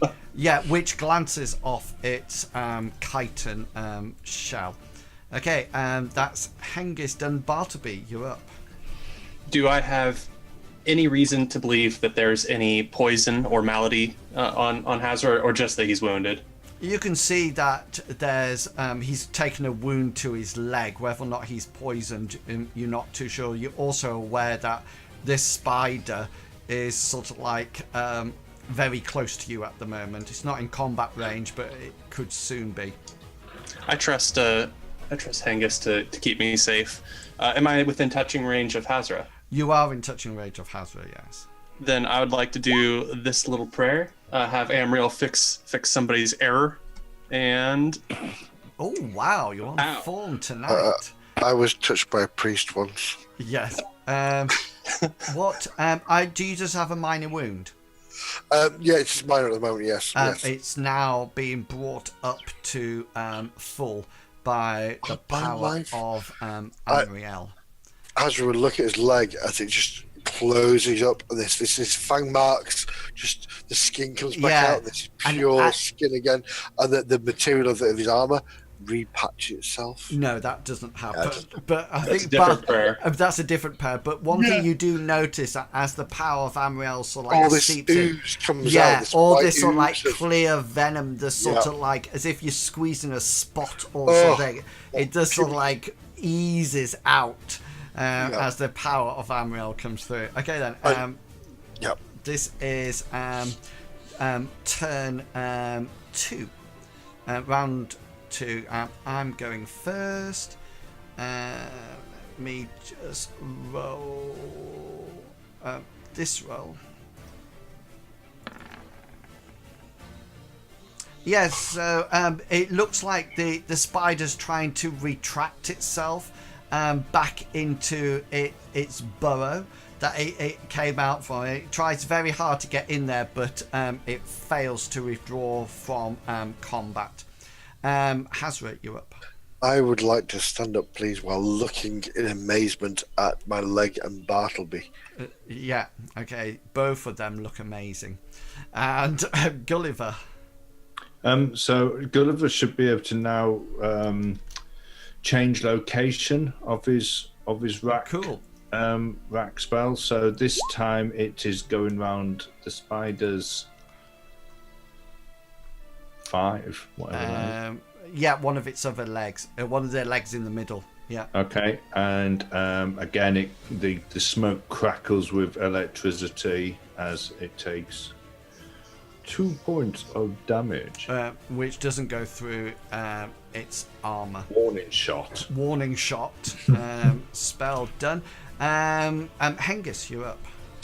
Seeing that this spider has not run away as yet, he's going to attack it. So he's going to take a half step forward and do a swipe with his sword. Yeah, 2 crits. So he will do bypass Hang armor. on, no, you can't hit it. Don't you have to pull it out? Yeah, because you impaled it, so you need to roll Yes, your It raw. didn't make it into the armor, did it? No, didn't it? No, it didn't. He's right. He got Oh, it 2 did. points. It bounced off. Do you? Is it only if it actually does damage? Yes, if it does damage, then it's Let's impaled. If not, then it's just a miss. Hang on, I don't know. I don't know. He's going to attempt to drive him. No, yeah. If the armor is penetrating and causes a wound, then the attacker has the option of leaving the wound in. So yeah, so that's fine. So I need Okay. two crits, 2 specials, then hit location, then damage. Yeah, so the first one will be bypass armor, so he finds a weakness in the joint. Yep. The second one will be impale again. Okay. And it will be going into the 11. 11. Yeah, so that's the leg that Gulliver's already damaged. So yeah, so do 2 lots of damage. So I can see 2 and The 7, please. 7. So it'll come off the 7. And he needs to roll this one again. Yeah, you sort of like whack it, and it sort of like takes off one of its legs in a clean swipe, and you, Gulliver and Bartleby and Hazra, you see Hengist a sweep at a leg, and the leg goes flying off in a direction. The spider now can only either defend, or it's can't, because it's taken a major wound now. It's unable to continue fight. So you guys can quite easily now finish it off, and then it will slowly die. And then Does it look like it was getting ready to try to run, or? Yeah, It did previously yeah, try yeah, previously. it's a trapdoor. It looked like it was trying to sort of like retreat itself back into. All right. Into Gulliver won't be involved in finishing it off. Then, if you see what I mean, he'll let his spell Yeah. Yeah, drop. I have no weapons until I find my spear again. So yes, I will let Hengist do the deed because it's. Yeah. So Hengist will just put the sword carefully in straight through where, between the majority of its eyes to finish it. Just so you know, because there was chat happening. Oh, Just some ideas that came out from Bill, who's an expert Hello, Bill. Mithras player. He did say that you could grapple and try to find the head and try to grapple the head, which I must say would have been absolutely. I had amazing ideas. Only if we had the music. Like the, I would have thought. So I'll read up on grappling. Yes, I need to work on grapple. And I- the I- other thing is, and know. on a negative but a positive for me, he said, shouldn't it be formidable if you're prone? And fighting while prone is, I've just checked it now on page 101, is actually formidable. Sorry, So but I that's got part. a critical, so walk away. Yeah. No, I think anything that, when you were trying to hit it as well. Yeah. Yeah. Yeah. So, But the most important thing is I got my critical number, my one critical when I was trying to roll away. yeah, so that Yeah, was absolutely fine. So, he says a good way to fight, since armor Thank you. doesn't protect it. If you're grappling, so I'll. I see. Right, gotcha. So it's like when you go for the under carapace. Yeah, Yeah. I'll have a look at it. Grappling, monsters use an opposed roll of attacker's unarmed skill versus the combat skill of defender. If the attacker wins, then they can establish the grapple. But if the defender wins, the grapple fails. As with evade, if one of the combatants achieves one more pair, they may select a number of effects. The effect of the grapple depends on location. A grappled limb is rendered inoperable. A grappled head or toes imposes a critical penalty of hard. So, yeah, I'm not too sure. Oh, yeah. Is it In restricted addition, by a size, though?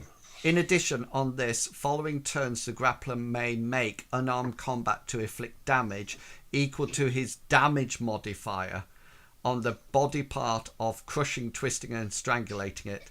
The defender might oppose with his brawn or unarmed roll. Pickles has dropped. Damage modifier of a big fat zero. Oh. Right, let's do it ourselves. Crack on, guys. And we've finished. Yeah, it's a good thing that what you talked about. Pickles has dropped, sorry.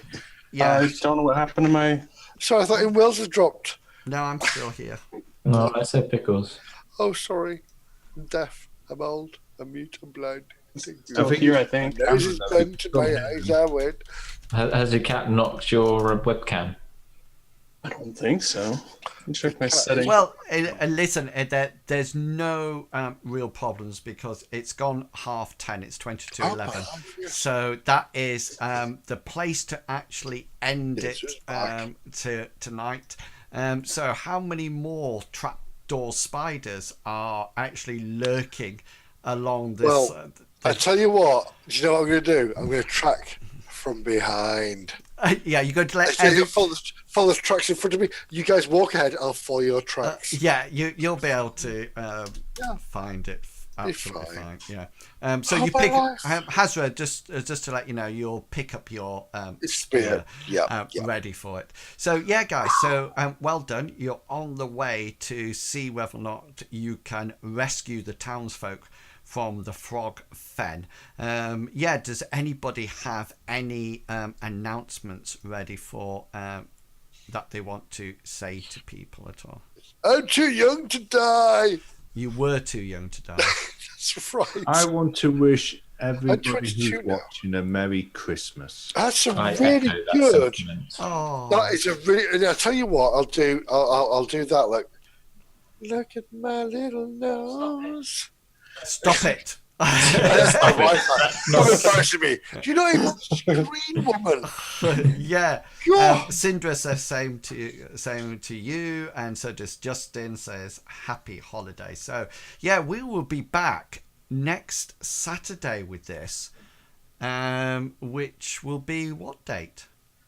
The 29 29th. Yeah. ish. So cool. Give So or take a day. yeah. So is everybody free next Saturday? No. No. yes. Oh, you're not. No. No, I'm not. It's in Discord. I'm not. Okay, then. So we'll decide in between what we're actually doing, and then we can play from there. Okay, then. So I will Merry Christmas from Araxia as well. So I will be back streaming tomorrow at 2 o'clock GMT time, where I will be playing some more Elder Scrolls Online, working on my Black Argonian Healing Nightblade for a bit Are of you fun. going to be growing your poo? Well, I want to know this as well. Oh no! what I thought, We in-depth video, day-by-day video. what I thought, I'm going to actually Me and Pooh, we are together. put it in. I'm going to make a YouTube video of it. 24 hours, 48 hours, 72 hours. So what I thought I might That's actually... a really long poo. Yeah, that's what I'm thinking. And I'm not quite happy about how it comes out of the glass as well. I might end up that it's plopped out somewhere. If you Sleep with a club. You want to see how it comes out in real things. Yeah, and No, that, you don't. that is also Chuggerwugger's Netflix icon. Yeah, that's his real face. Yeah. Well, apparently in Asia, the poo is a symbol of good luck. Exactly, that's what I got. So, what? Chuggerwugger, you've got instant good luck for the rest of your life. Yes! Look at your face. We didn't hear that. If you said something, you sort of went, That's Okay. a bit harsh, Maniac. Sorry. You should be. I just choked to death 1 That second. wasn't even funny. I I'm didn't sticking up for you, Chugs. I didn't Maniac, hear That's it. hurtful. He's Okay, been very hurtful. so we will be back next Saturday. I hope you I enjoyed stood up for you. enjoyed the stream. Please do remember that if you are interested in how to actually play YouTube, not YouTube, YouTube's Mythras, awesome to play. then all the rules, I'm doing a series of videos, including overlay, the overview, sorry, combat, and magic has already been put up there. And grappling. And I'm going to No, look at grappling's grappling next. Yes. Yeah. And then Tell see. you what, they are very, very. If you listen to them, guys, they're very, very good. No. Haven't you? Shut the front door. I watched the first one. It was really good. No, seriously, they're good. Watch them. They are very, very good. I recommend them. Who's They're that? good. Sorry. Who? Your videos you put up about Mythras. Oh, Very, yeah. very, I've learned a lot about the game. And the next one, I'm going to hopefully, Chuggerwugger hasn't replied yet, but I'm going to have Chuggerwugger and Bartleby talking about spells, and myself talking about spells in our campaign. No, I and tell you how what, we you do should that. do a discussion, literally a discussion on Discord or on this, and video it of talking about it. It'd be brilliant, But like now. like you're doing now. Yeah, But well, it- we can record have it and we put it can on have a YouTube hangout, and then that. Yeah. We can do it live, and I'll sort that in the future. there. I think it's brilliant. Okay. I enjoy your videos. Thank you. Yeah, my pleasure. I'm glad you enjoy it. Okay then. So so we will be back next Saturday, but I'll be back streaming tomorrow at 2 o'clock. Hope if we don't see you before Christmas, have a wonderful Christmas holiday. Remember, I'm streaming every day in December, so I'll be right the way through to Christmas. Every day in December.